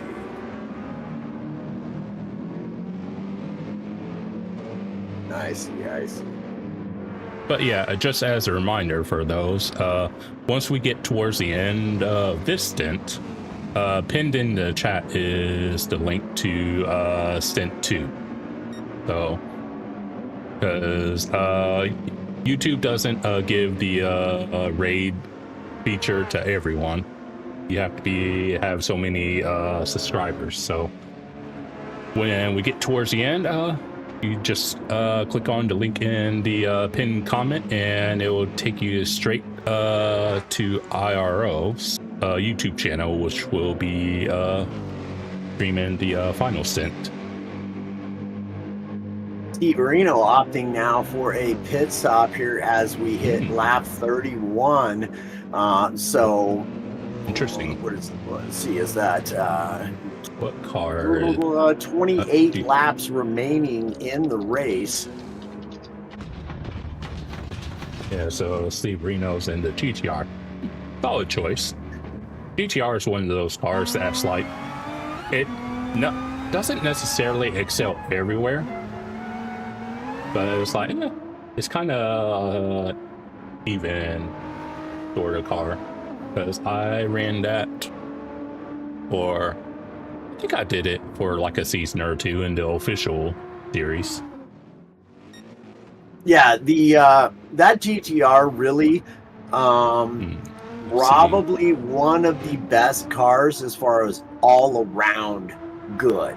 It's not great at top speed, it's not great at cornering, it's not great at any one thing, but it's right there amongst the top of the best in all categories. So a very well-rounded car is the Nissan GTR for sure. And now we have Croatian diving off into the pits again. Awfully surprising to actually see that myself. Curious. But yeah, the 991 and the GTR are kind of like two sides of the same coin. It's like they were like usable just about everywhere, but they just didn't Exactly. excel. Exactly. That's just it right there. And that's why, I mean, Porsche's been my favorite car since I was a kid, but in this game, if you want a car that is going to do very well, not necessarily great, but will do very well on any track you put it on. And it's also not bad on fuel and tires, as we've elated to a few times during the race. Yeah, that's like my pipe dream is that the McLaren gets a hint of acceleration. But I understand why PD won't give that car acceleration, because then with how good it is already at times in the right circumstances, that car would probably be borderline OP at most combos. I can dream though. Yeah, again, it all comes down to driver preference and whether or not they like a car that is boaty feeling, heavy feeling, such as the AMG or that M6 BMW, right? Both of those cars handle like a great big boat. I mean, they're heavy cars, and then you have the more lightweight, nimble cars such as the Porsche or, as you were stating earlier, the McLaren, both pretty nimble cars, very well balanced cars. And then you have cars like the Lexus per se. It is a little bit of a heavier car, but it is also a little bit more nimble in the corners too, versus the AMGs or the BMW. Just slightly, you know, the differences in each of the cars, it really, again, just comes down to driver preference, whether you want something that is going to be fast like the Viper on straights or the Corvette. Both of those cars are not bad at all in corners. They're just going to handle a little differently. And oh man, there goes my favorite livery and Stig's favorite livery. Bam. That's a bummer there. Back to it and get a better. Yeah, good catch though. Yeah, because I looked at. Oh, little tappy. Yeah. At least he didn't get himself damaged though. Yeah, you got lucky with that one, because as we mentioned before qualifying, it's on heavy damage, so you get damage. Yeah. It's like you either got to tough it out or go in. Yep, facts. Oh man. Ooh.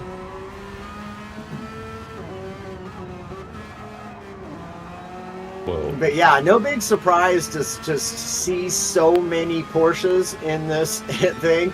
I'll tell you, the week that car came out, you'd go into a lobby and race, and it would be like a one-make race every single race. You'd get one person that was in a different car. Everybody else is driving the new Porsche. And it's certainly, I gotta say, that car alone was responsible for me falling in love with the game all over again. Like, it's a brand new love. Oh, and look at this. We have Mr. Racing. Oh, really? I am so surprised about this move here. So now Bob is going to take the race lead again. Mr. Racing has just come into the pits himself. Now that puts Hondo up into P2. Is Dad going to come through in P3? He does indeed. Each coming out on a fresh set of shoes there. And oh man, the strategies are coming into play now. Love to see this. This is brilliant. Hondo all of a sudden up into P2 here. Wow. Good stuff right there from Hondo coming through. Just kept his nose clean, finds himself in a very favorable position now here in the latter half of this race. Just 24 laps remaining here in Stint 1 Split 2. So yeah, wow, good stuff, Honda. Well done. Yeah. Dad Leisure, P3. Mr. Racing, P4, does have Monte Carlos there in behind, who now all of a sudden finds himself up into P5. Because I don't think Monty's gone. No, he's not pit yet. So whenever he goes in, that will promote Pyro behind him into 5th. Oh, indeed, because Pyro has made... Yep, Pyro has made his pit stop, and now Hondo jumping into the pits as well. So he obviously is going to lose that P2 there, but we'll see where he comes out at. I'm guessing it's going to be somewhere around P7 potentially, maybe 8. Possibly. Because Pyro's coming around now, and okay. Yep, looks like he'll come out in P7. There's P4. Yep, side by side with T4 momentarily. Does manage to come out in P7 though now. So both of these drivers for P6 and 7 ready to roll for the rest of the race. Pyro up there in P5 picking up a most unfortunate half-second penalty for himself, though he's well clear of being under any threat. Okay. Yeah, because Monty's will still need to come in, but Pyro, okay. Should be able to get that from him, promoting him into 4th place eventually. Yeah, Bob Gito, meanwhile, out in P1 with a 14.2 second lead. Not entirely sure what happened there, but boy howdy, what a jump from a 4-second lead to a 14-second lead. This guy's just making all the right calls right now. I think and racing well on top of that. I think it'd be okay to say that they're not on the same compound. Indeed. Everybody that came into pits is not on the same compound they started with. So that's not giving anything away. That's just to say the obvious, because 2 tires are required for the race, both mediums and softs. So some set of people started on 1 tire and some set started on another set, and now they're the opposite. So yeah, we'll see how this plays out as far as it goes later on during the race. I gotta say though, a 14-second gap, although certainly doable for Dad Leisure there in P2, or potentially Mr. Racing. It's certainly doable, but is it a tall order and a bit of a stretch? Potentially. Bob's been on one. He's racing real well. Yeah, I was going to say, with it being Bob, it's like, yeah, that's kind of a tall order. The only thing that, if it was wet, maybe that could have helped narrow the gap. But I'm like, yeah, Bob's definitely one of those drivers that, as quick as he is, he's also consistent. Yeah, no, he's been very consistent in this race. You could tell he had a plan from the get-go, and that was to lay down the fastest lap from the get-go and just try to run away from it from the start of the race, and that's exactly what he's done here in Stint 1, Split 2 for round 1 of the GT Sprint Championship here at Red Bull Ring. Again, y'all, if you are just tuning in, be sure to tune in for the next race. Be sure to be caressing all the buttons, the likes, the subscribes, the shares, all that good stuff. It really helps out the streamers, the pages, And the racers themselves, the more people that we may have some racers out here that would like to be on a team, but they're not. And maybe they'll find a team within the teams they're racing, or maybe they'll find one from somebody seeing them on track. So it helps all the ways that you can just by caressing those buttons, y'all. But yeah, everyone's pretty much kind of spread out at the moment. No one really is battling.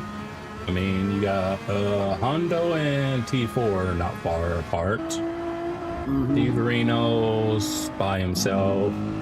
Then you got down in ninth, the Croatians, who's just a little over a half second in front of RVD. Yeah, just 19 racing laps remaining in the race for these competitors here in Stint 1.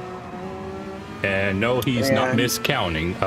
For those that don't know, you actually don't do the final lap. You actually go into the pits on the final lap.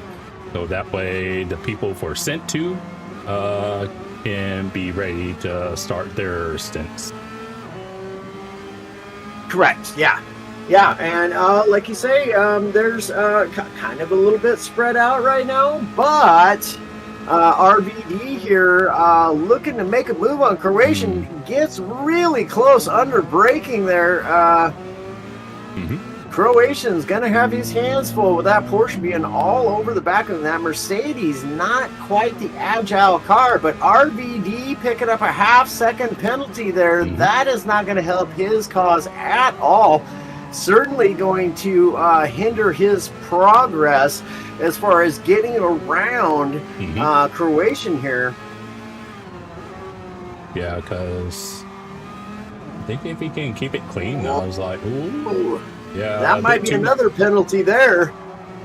Yeah, I guess he decided, well, everyone says to touch grass, I'll try it. And he was like, well, maybe I shouldn't do that. Right?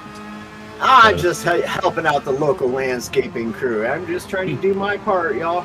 Oh, Money's in. Indeed. Okay, so that means I think Pyro's in what, fifth? No, fourth. Yep, that's the final racer to come in for the pits, for a pit stop. So that's good news there. Everybody is now free to run throughout the rest of the race. 18 laps remaining in this race, and those 18 laps gonna come up quickly. So yeah, I mean, with Pyro, I see what tires he's on, and I think it's going to be interesting because as I remember what Dad and Miss Racing are on, and so it's like it's going to be interesting tale towards the end of this first stint. Yep, towards the end of it, absolutely. Okay. Yeah, no doubt about it. Oop. Where's that? Bob again with another 3.5 seconds he's put on Dad there. As we see Croatian and no. Thought it looked like RVD was going for it, but I'm like, Yep, but no. I would just stay right there momentarily. It really looks like the only battle on the racetrack, and it's looking to get pretty heated there. RVD all over the back of Croatian. He's going to make the move. Looks like he's going to try it around the outside. He's going to get it done side by side as they come into it. Oh, still side by side. Oh, and here we go into the final turn. Backs off a little bit, gonna try to get the over-under, doesn't quite do it. The AMG got the power to pull away from the Porsche there on the start-finish straight. But what's gonna happen into here into turn one? Is RVD gonna make a move? No, he does not. Thinks better of it, tucks back in behind Croatian, and off they go again onto the next straight and into turn two. Is he gonna try to make a move? He is well within the slipstream. Oh, he's And going there he for it. goes to the inside. He's going to try to tuck it in. Can he get it done? He is going to get the move done there. RVD, Croatian tries the over rather, but is not able to get it done. The Porsche just able to get down the power before the Mercedes can, and that is the move done for RVD. Well done and good racing right there, but Croatian is not going away easily. He's still right there all over the back of RVD. We'll see what happens during the next couple of corners here. This is the most technical part of the racetrack here through turns 4, 5, and 6 here. Okay. I think we're going to go to 2 through 4 because Pyro is caught up to the back of Mr. Racing. Oh boy! Ooh. Indeed he has. This is going to get interesting. It looks like he's already going to take a look at it. Pyro running purples currently. He goes along the inside. Mr. Racing has no choice but to just give that position up there. Pyro makes it stick.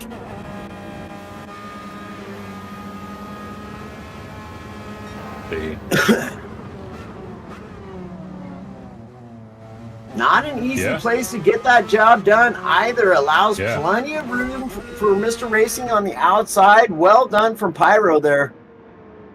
Yeah. And now he's on to Dad. He's going to try to do the same thing here to Dad. Yeah, Pyro's looking good right now. Yeah, I wanted to check that turn 3 replay because I'm like, I wasn't certain if there was contact or not, but yeah, as you saw, it was a clean move.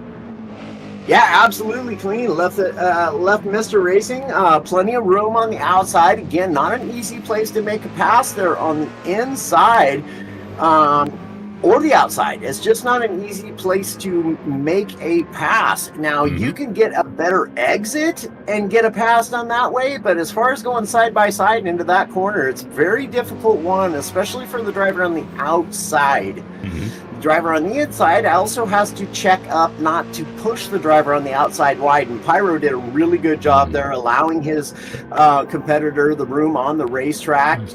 And yeah, fantastic job. And now Pyro looking at the outside, going to try the over-under, doesn't get it done. A little tap there, pushes Dad forward. Now he's going to have a hard time catching him up into turn, oh, apologies, 3. Yeah, see, Mr. Racing got himself a pin, so it's a bit unfortunate.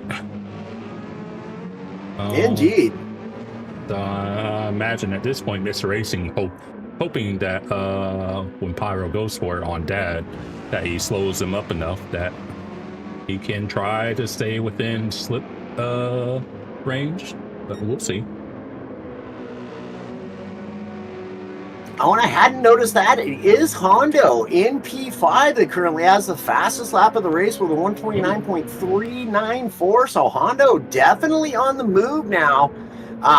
He came back out of the pits in P7, has picked up 2 positions since then, but currently the story is Pyro looking to get a move done on Dad's gonna get it done. They're side by side down the straight. Does get it done though, but whoo, here we go into turn 1. Ooh. Yeah, Pyro nicely done, making the most of it and not letting the move linger for too long. Right, just gets the job done, and now he's on to try to catch Bob, but Bob 21 seconds out, and Dad tries to make a move on the inside, but Pyro says no and shuts the door. Dad really had to brake check himself there, and no way he was getting that move done. Great defensive work there from Pyro. Because I was wondering, really, he was just taking the racing line. Yeah, he was really just taking the racing line, and Dad had a late move to the inside, and Pyro said, no, sir. Okay. Yeah, I was wondering what was going on. I was like, is he just braking late or did he miss his braking point? I was like, okay, so that's what happened. It may have been a bit of both there. It's hard to tell. It kind of looked to me like it was a planned attack there. Just be, not a dive bomb at all. He was well under control. For me, a dive bomb is when you're coming in so late that you're out of control. You can make a late break and it can look like a dive bomb, but you're fully in control. And therefore, in my opinion, it's not a dive bomb at all. It's just who was later on the brakes, you know? Yeah, I kind of adopt Tishni's definition of what a dive bomb is. It's like, if you can't make the turn without contact, it's like, yeah, that's a dive bomb. Exactly. Yeah, I mean, if you're in control of your car, then it's not a dive bomb, in my opinion. I mean, you come in and brake late. There's a difference, you know. You're 5 car lengths back and you come sliding into the corner, all sorts of slideways with the brakes locked up. That's a dive bomb. Because like some people in the communities seem to get very upset when you go for an overtake. I'm like, well, this isn't a parade; it's a race. Facts, yeah. Yep, no doubt about it. Looks like Mr. Racing is starting to catch up Dad Bod now. Or Dad Leisure, Dad Bod. It's the Dad Bob thing again. He probably wouldn't disagree with you.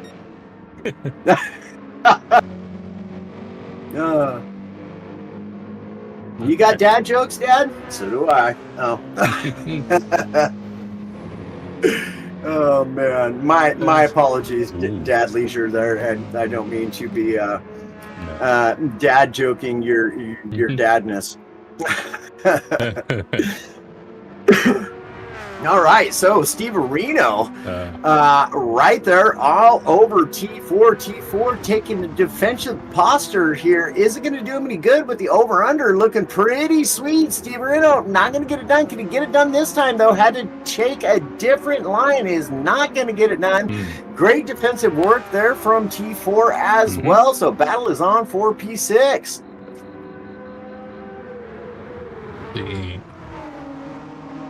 Okay. Yeah, it's between these two and Dad and Mr. Racing that are like about the closest, next closest one. But I guess we'll stick around this number 7.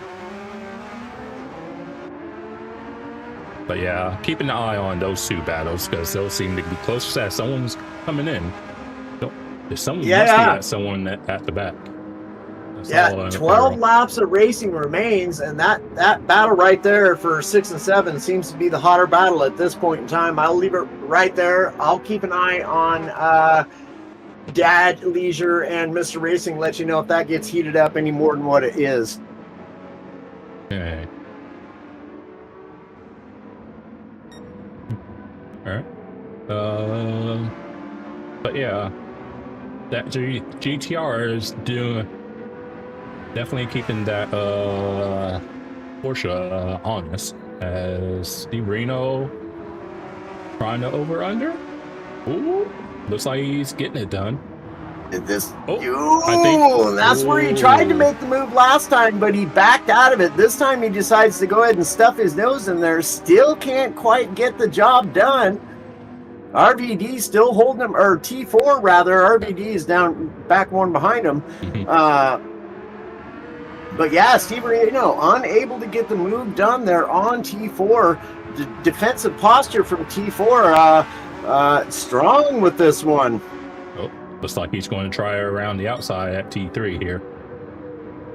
That's a risky. He's going for the over-under is what he's going to do. It looks like he's going to get it. He's got a great exit. They're side by side coming into turn 3. This is going to be some honest, good, hard work right here. Nissan should have the power to stick right with the Porsche. Indeed it does. Pulling away just a little bit. Late on the brakes, into the corner. Heavy onto the throttle coming out, but not too heavy. Good job. Well done. Steve Reno gets the job done, but he's not out of the battle yet. T4 could make the same move around these next 2 corners. Is he going to attempt it, though? Right here, around 5-6 is a really great place to make a pass coming up to the penalty serving zone. Into 7 and 8, and it looks as though Steve Reno is in the clear for the time being. Ooh, T4 goes a little wide. That may be a penalty there for him. Let's see. Well, it looks like he's getting away with it. Yeah. Indeed, he has.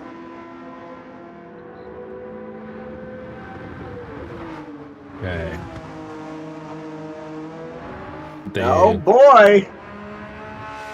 Yeah, literally, the gap between these two, and then I think Dad and Mr. Racing are near identical. Yeah. Yeah. Yep.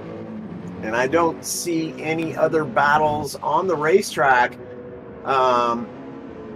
Hondo still 4.1 seconds in behind Mr. Racing. He is closing the gap up, so it's going to be interesting to see what he can do.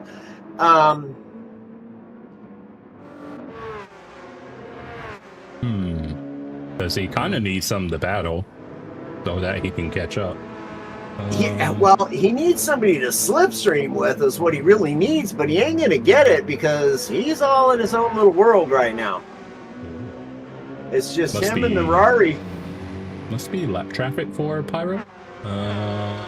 Yes, Jack.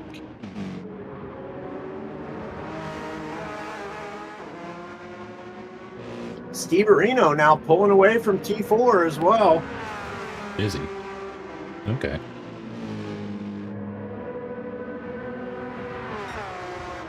Yeah, almost 2 seconds he's got on him now. Very good. Let him go. All right. And these two just can't seem to get away from each other. Like they've been within eyesight of each other all race long. Yeah, pretty much. Pretty much. That's indeed facts.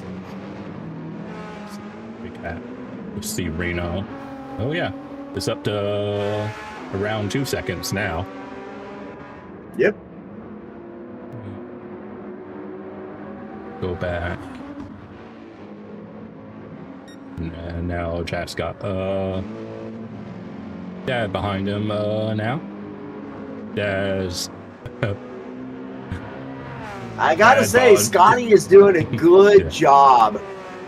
Jack Scotty in P13 doing a really good job of getting out of the way of these racers. He needs to do it one more time. Yep. And there he goes. Great racing etiquette. Great racing etiquette from Jack Scotty there. Absolutely love to see that. There is nothing more important on the racetrack than having good racing etiquette, in my opinion. It will get you recognition.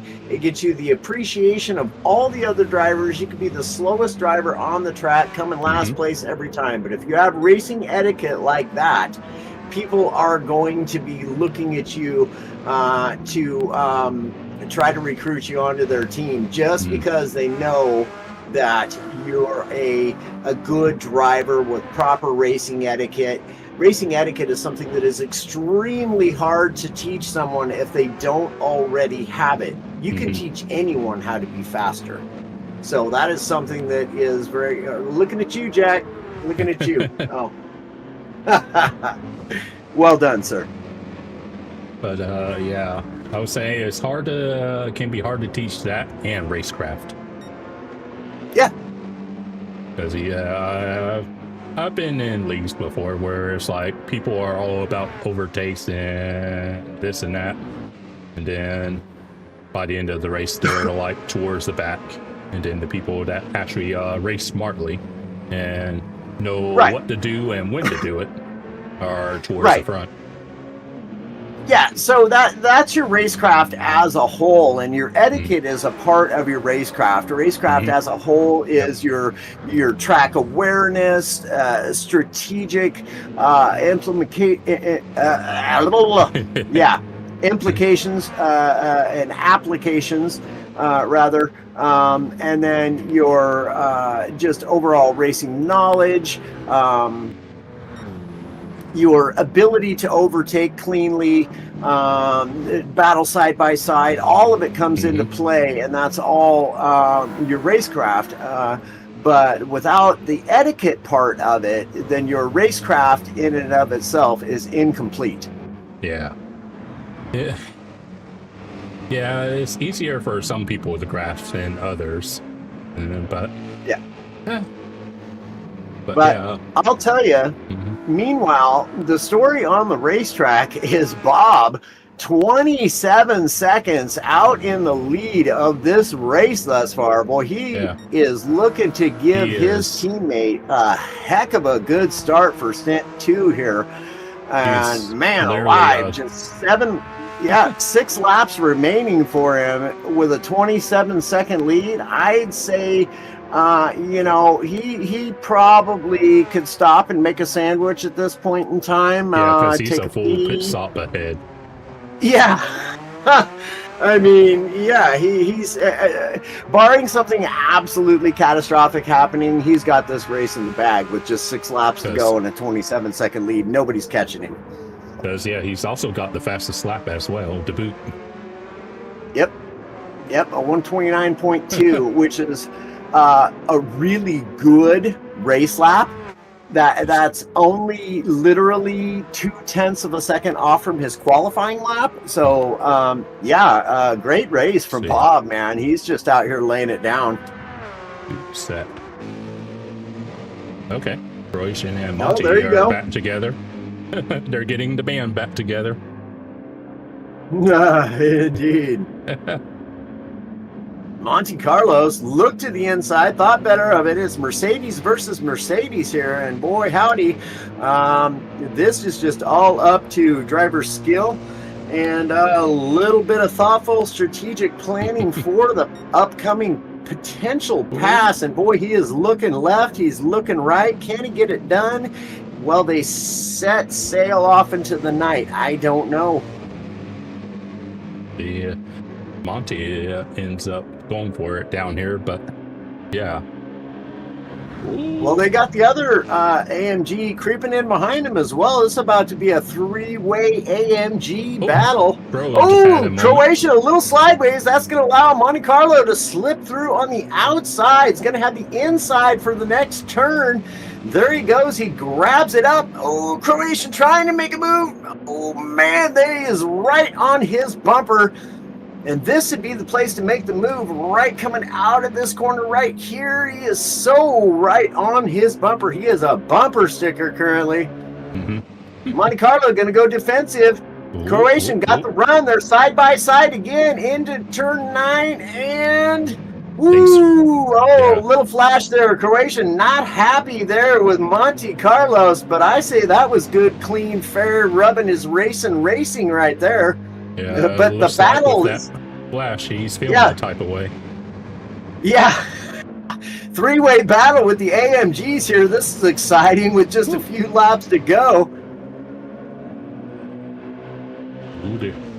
But MRL Splinter just jumping up into the mix all of a sudden. Haven't called his name out a whole lot in this race, but he very well could pick up 2 positions here. Taking a wide stance there, looking for the over-under. He's going to get 1 position for sure. Monte Carlo gets pushed way wide.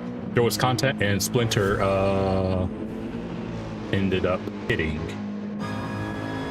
Croatian because patented ping pong effect. So there was contact there, and then that slow. No, there wasn't contact. He gets both positions there. Boy, howdy, did I call that or what? It looks like he's going to get both. Yeah, I thought there was I thought the ping pong led to contact with Splinter, but no, Splinter didn't do anything.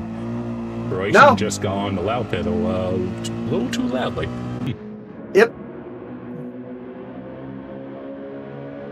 So now he pulled the anchors and was on the loud pedal too quick.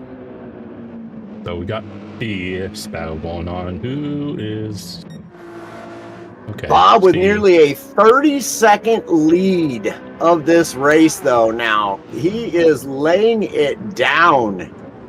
Yeah, we're starting to get towards the last couple laps. So, I was looking at some headlights that were pointing towards the sand. I was like, oh, that's just someone who hasn't turned in yet. Yep, and this is where the battle is going to start to heat up for P2 now. We're going to have a three-way battle the last few laps. I could see it coming already. It's going to be Dad Leisure, Mr. Racing trying to take over Pyro on the last couple of laps here. I could just see that happening already. They're starting to catch him. Spotted something. Oh.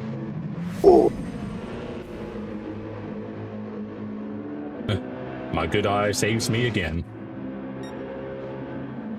See what goes on here. Ooh. Might have to look at that. Oh, that's that unfortunate. We'll look at that one again to get a better view. You might want to jump up to P2. P2? Yep. All right. All right. P3. Yeah. Oh, little bump there, Mr. Racing onto Dad Leisure, but everything's all good. Gives him the flash of the lights to apologize. Obviously, unintentional bump there, but really didn't hurt Dad Leisure out too awful badly. These two work together to try to catch up Pyro, and it is certainly going to be a three-way battle late staged here at the end of Stint 1 for Split 2 here. Yeah, because I wasn't sure if these two were going to be able to connect by the end of the race, but as you can see, they most certainly did.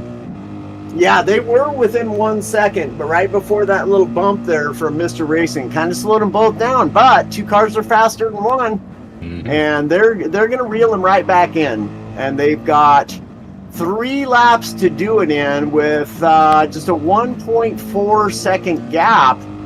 And that AMG and the BMW certainly have the power to catch that Porsche on the straights.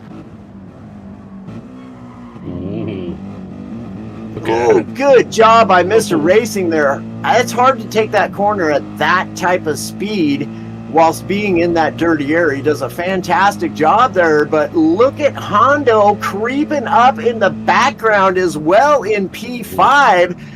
Like I said, watch out for Hondo. He may be the surprise attack. Here goes Mr. Racing around the outside of Dad Leisure. Looks like he's going to get the job done potentially, but Dad's going to have the inside of turn 3. But meanwhile, here comes Hondo. This could be a 4-way battle for P2 here in just moments away.